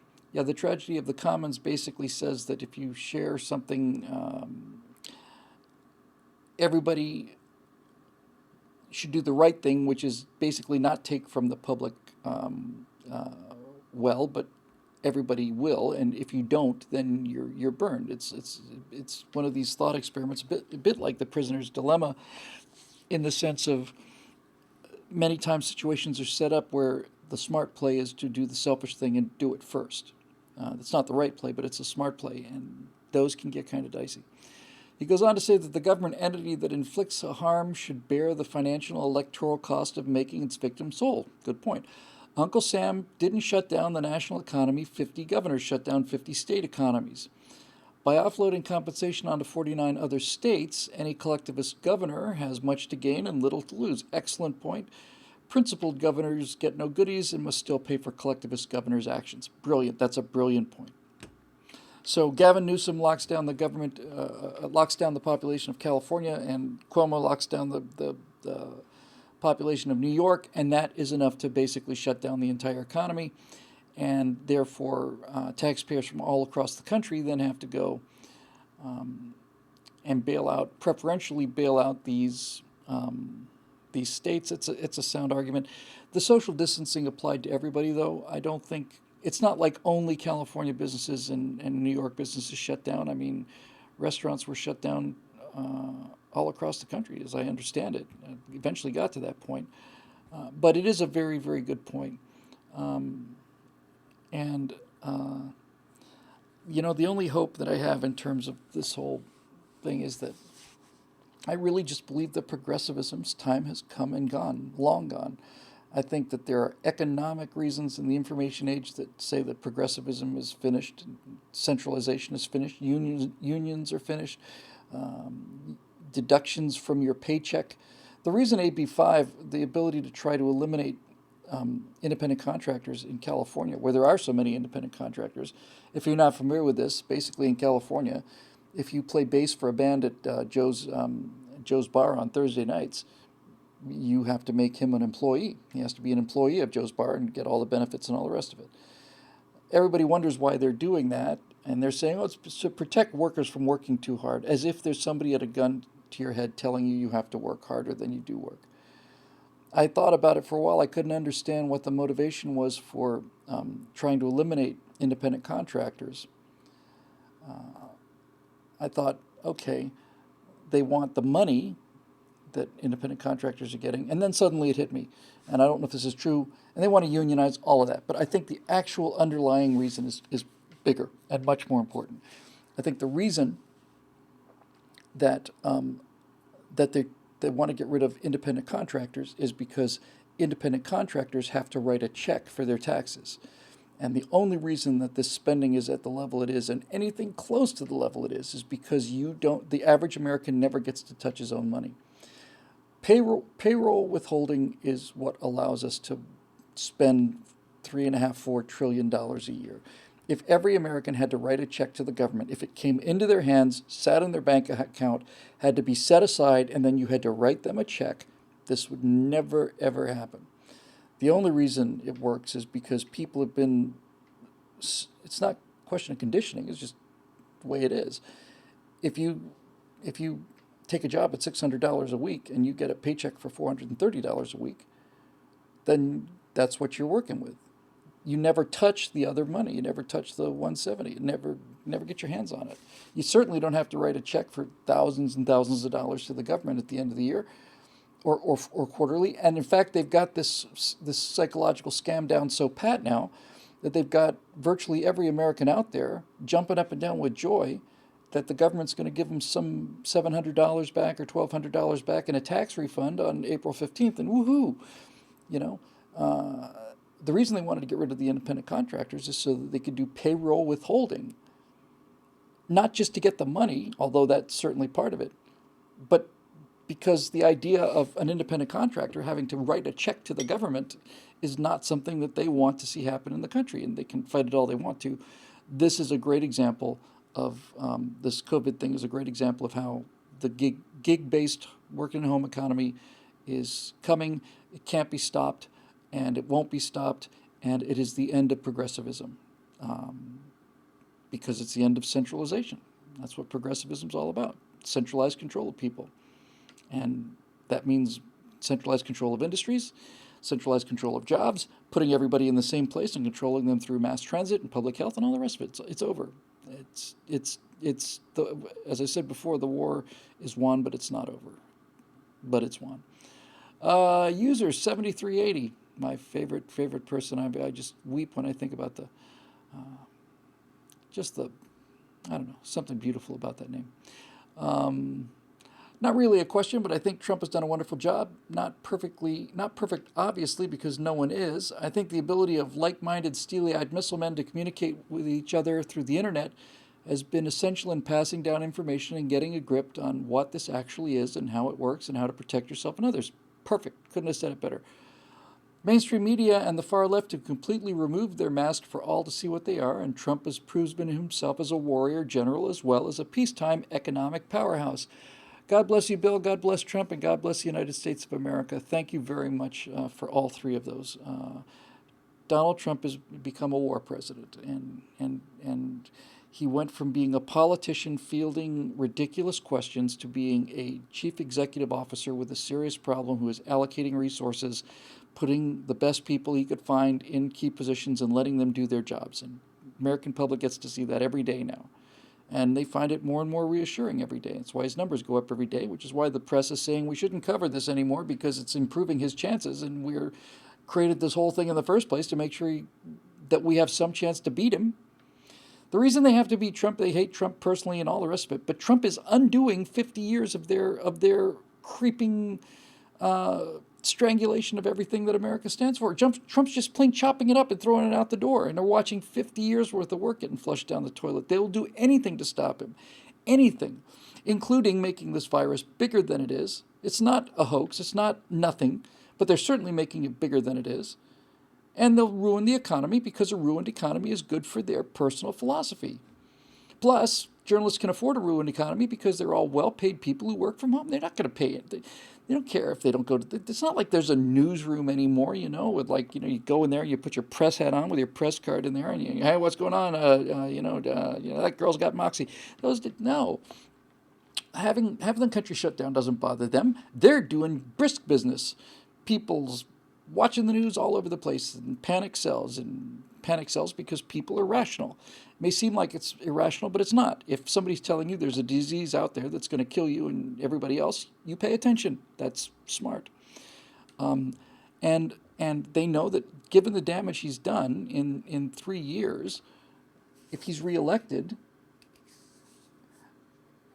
3 years of economic growth means that Trump, without this virus, is virtually unbeatable. And since they've overplayed their hand again, turns out by the time I don't see any way to beat him. I think his numbers are increasing. They made the mistake of giving him a crisis, and they believed their own press releases. They believed he was an idiot, and they believed that he was so full of himself that he wouldn't listen to anybody, and they believed that he was a child. They believed all of it. And so they gave him a crisis, and he answered the crisis as if he was a billionaire rather than some miserable commie who's never had a job in his life. Trump is a billionaire. And as far as the allegations of insider trading and all that other stuff, those are my favorite moments. He said, look, it cost me billions of dollars to become president of the United States. That may be one of the greatest lines in history, honestly. Seriously, as far as corruption charges and the rest of it goes, for him to say, it cost me billions of dollars to be president, it's great. And Talix there, hey Talix, how are you? Reminds us of Churchill's comment. I want to say this happened, I think, in terms of the time, I think this happened in the North Africa campaign after the British and then the Americans knocked the Germans out of North Africa, Operation Torch. Then comes Italy, and it's the whole soft underbelly thing. I think once the campaign in North Africa was over, is when Churchill said, "This is not the beginning of the end, but perhaps it is the end of the beginning." And I think that's where we are now. I think we're certainly at the end of the beginning.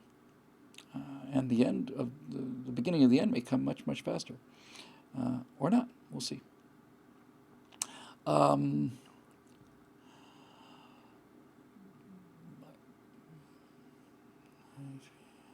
Got 3 to go. Okay, do all 3. Per the respirator you showed us on Tuesday, the government needs petitioning on incorporating a sort of right to try waiver form for when the federal emergencies like this one. It should indemnify all parties when doctors use non-FDA approved gizmos and medicines with the permission of the patient. It's just that simple. Along with that, each instance could contribute to a database that would inform other doctors and patients of its efficacy. Again, am I being naive in suggesting this because it shows I have very limited knowledge of medical laws?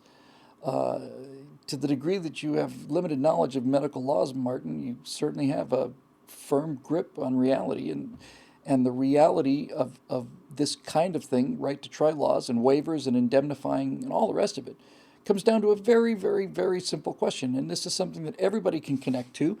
And we haven't had to deal with it as a nation, and now we do. And here's the question. You've got a terminal disease. This disease is going to kill you.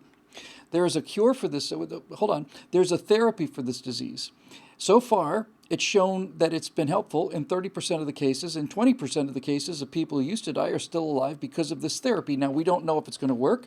We don't know if it's going to be unreasonable side effects. We don't know if this is going to cause you to go blind or anything. All we can tell you is that so far, we've tried this on people who had a 100% chance of dying, and 20% of them are alive as a result of this therapy. Do you want to take it, yes or no? There's not a person in the world who will say no to that. And that's how simple it is. The FDA is there to protect us. And while I have an enormous problem with the enormous problems with the FDA and the EPA in terms of how far off the rails they go, the fact of the matter is we need an FDA and we need an EPA. We just don't need this FDA or this EPA. We need an environmental protection agency. We need somebody out there making sure that the guy with the factory is not dumping mercury into the river so that he can save himself some money. This isn't a question of him swinging his fist. Mercury in a river is a question of him hitting my nose and everybody else's nose. We need an EPA. We just don't need this EPA.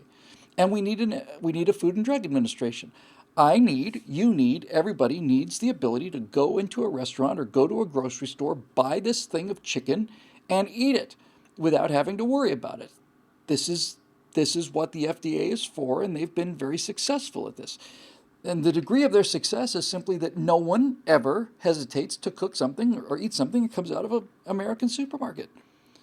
And when there is an outbreak of salmonella, it's news. And the reason it's news is because it doesn't happen very often.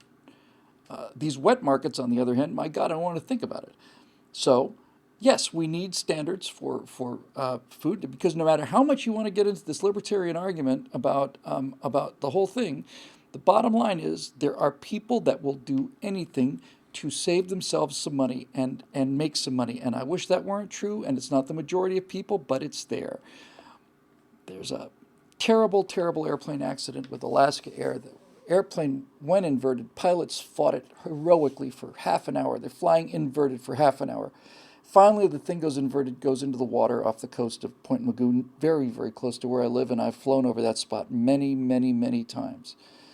That was there because, not because Alaska Airlines decided, well, let's see if we can kill some people, or this is going to kill some people, or if we keep doing this, it's going to kill people. That was not why they made the decision.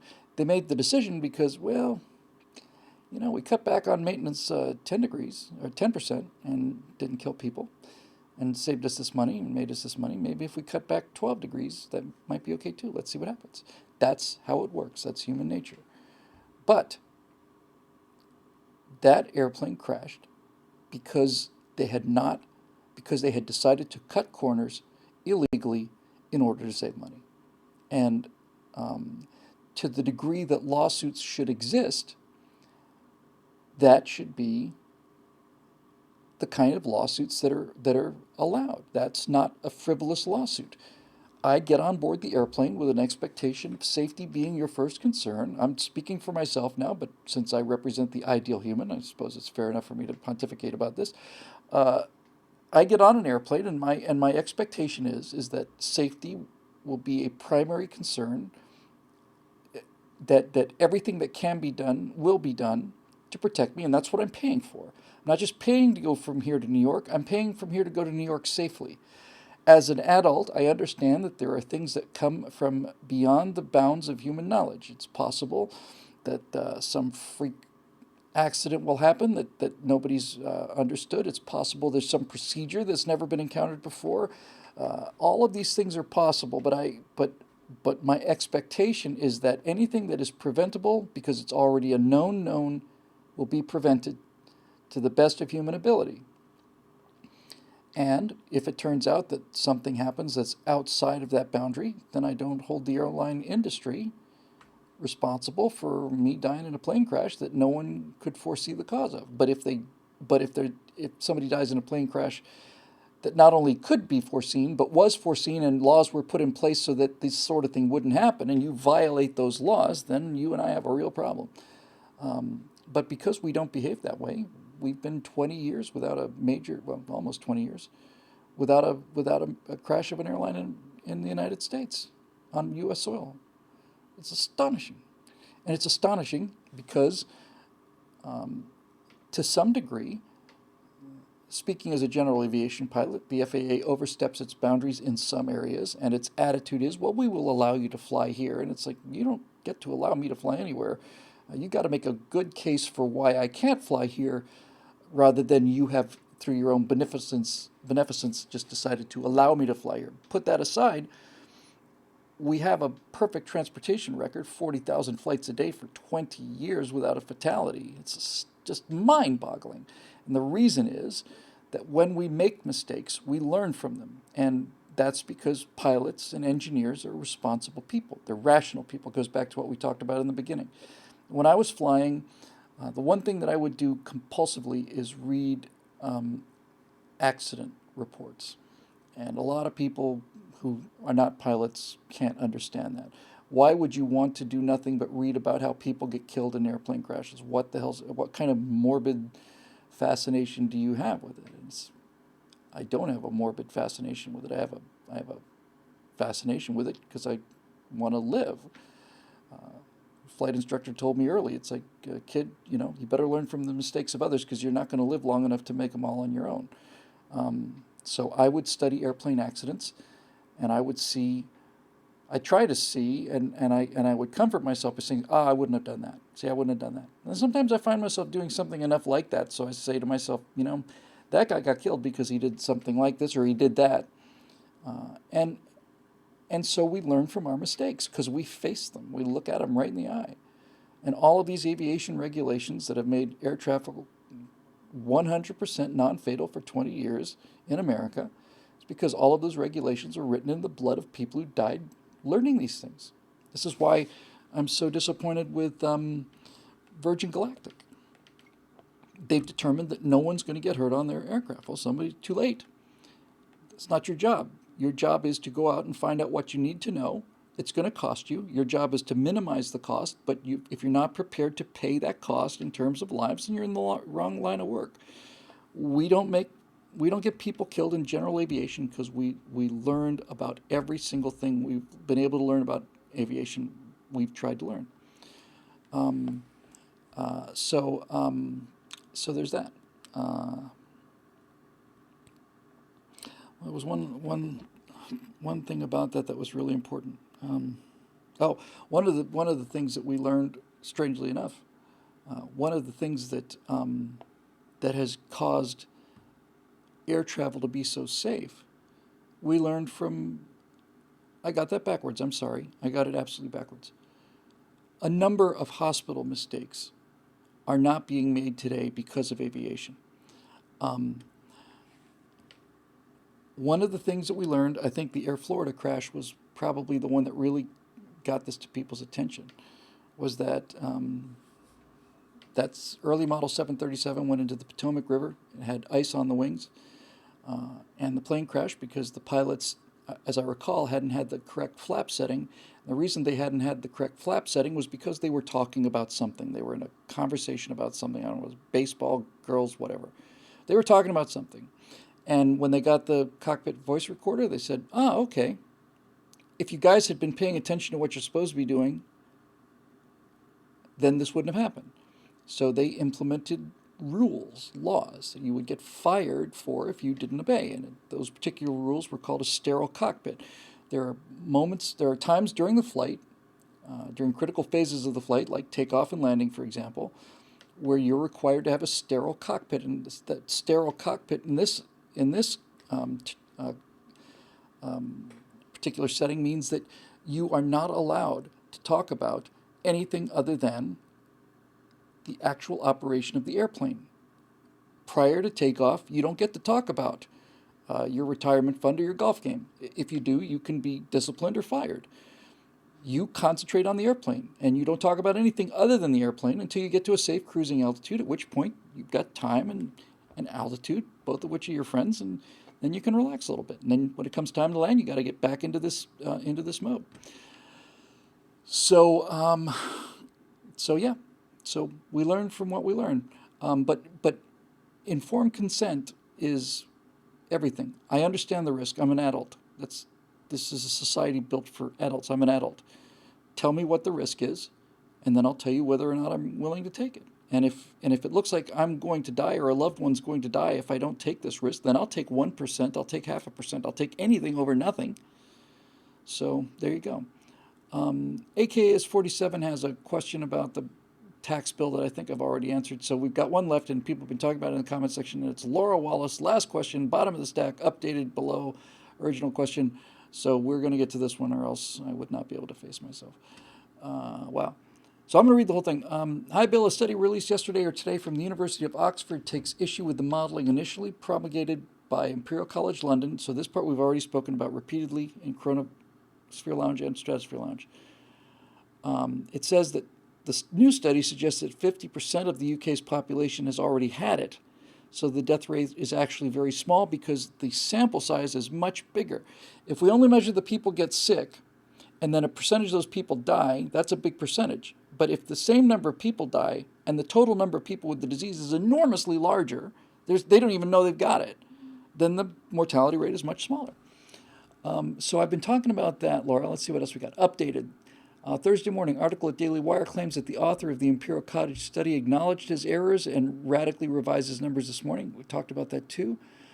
From 500,000 dead to 20,000, and he said 20,000 worst case.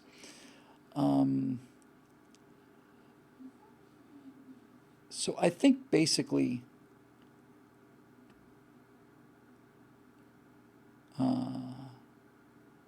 anyway, hopefully we've covered this, Laura, and covered it to your satisfaction.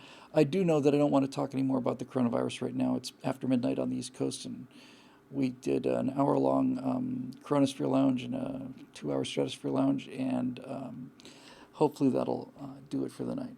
But it's fun talking to everybody, and fun to do both these shows. I'll be doing Chronosphere Lounge until I don't feel like I need to, and from that point, I think they'll still keep coming. I just don't know if we'll need them every day.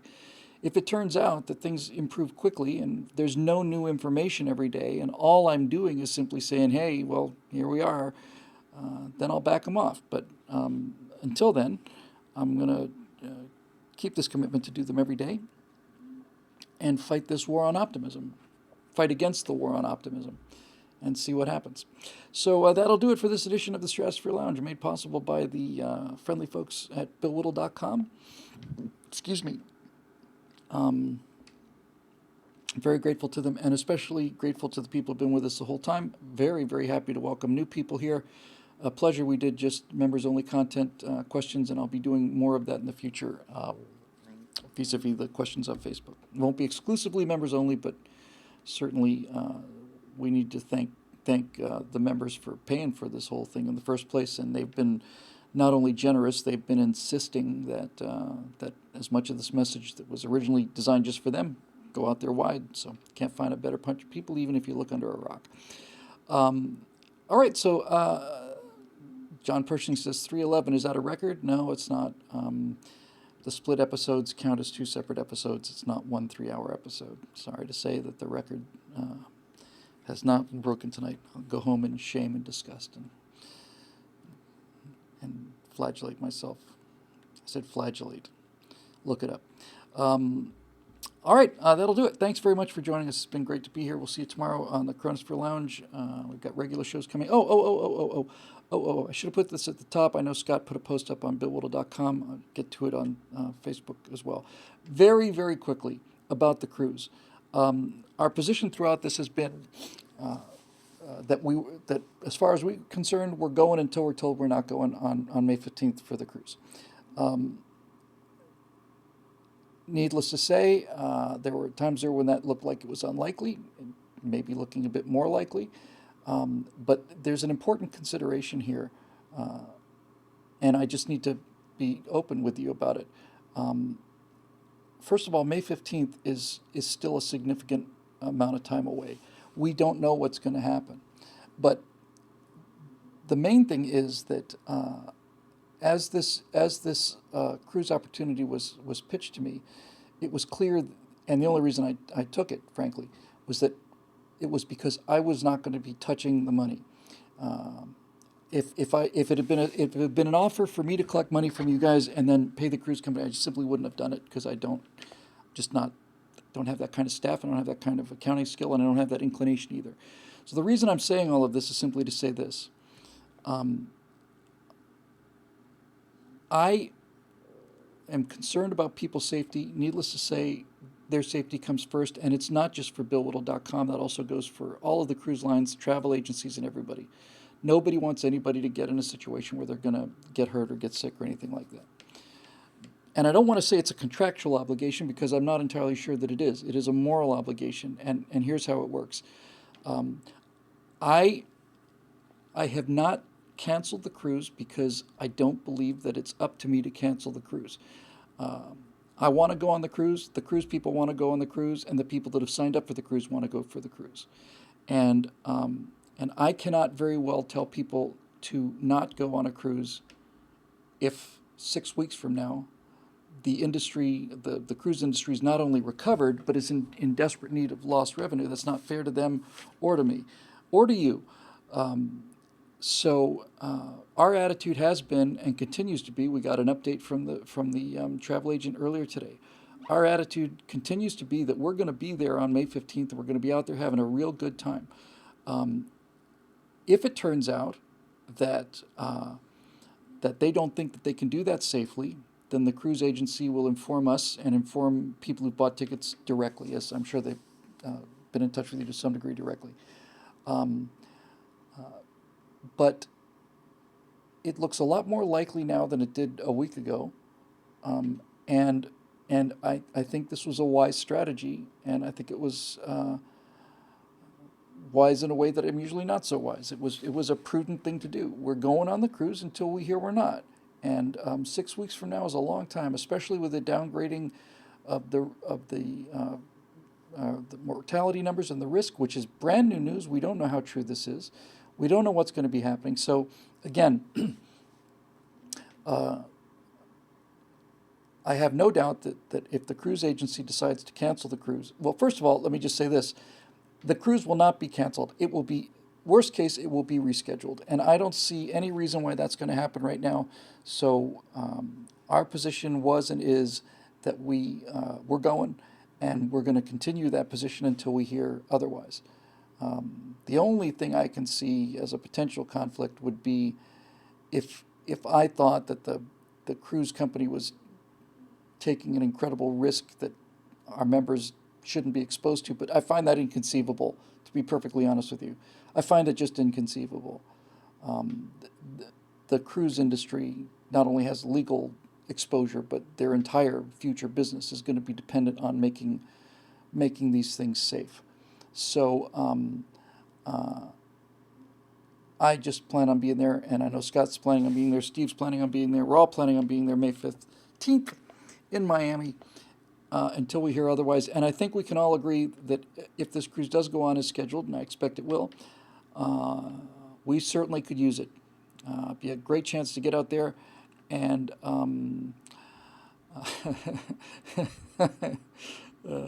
I'll get to that in a second. We're gonna go out there and have ourselves some fresh air and lots of fun, and I think the cruise will be even better coming out of this stress than it would have been otherwise. And I'll close this show with John C. Pershing in the comment section, who writes, quote, "Nobody thinks it's safe to sail, so that's why we're going to test it on Bill Whittle members first." I think that's exactly what's going on. I think that's why we're being given these secret false reports of how things are looking good. The Diamond Princess was a great study, actually, in terms of being a complete thing where everybody was tested and we had real data out of Diamond Princess. I suspect what's happening is they need another ship of guinea pigs, and who more likely to fall into that trap than then the knuckle dragging, slope forehead Trump lovers of the BillWhittle.com Idiocracy Cruise 2020. We'll see. Anyway, that'll do it for this show. Thanks very much for sticking with us. Thanks for the support throughout all of this, the personal support, financial support, all of it. And we will be back tomorrow with another Chronosphere Lounge, and we'll be back next Thursday with another Stratosphere Lounge. Thanks, everybody, for joining us. For many of you out there, I'll see you in the verse. For the rest of you, I'll see you next week. So take care. God bless you. God bless America. And keep your chin up, because that's where the sun is. We'll see you in a bit.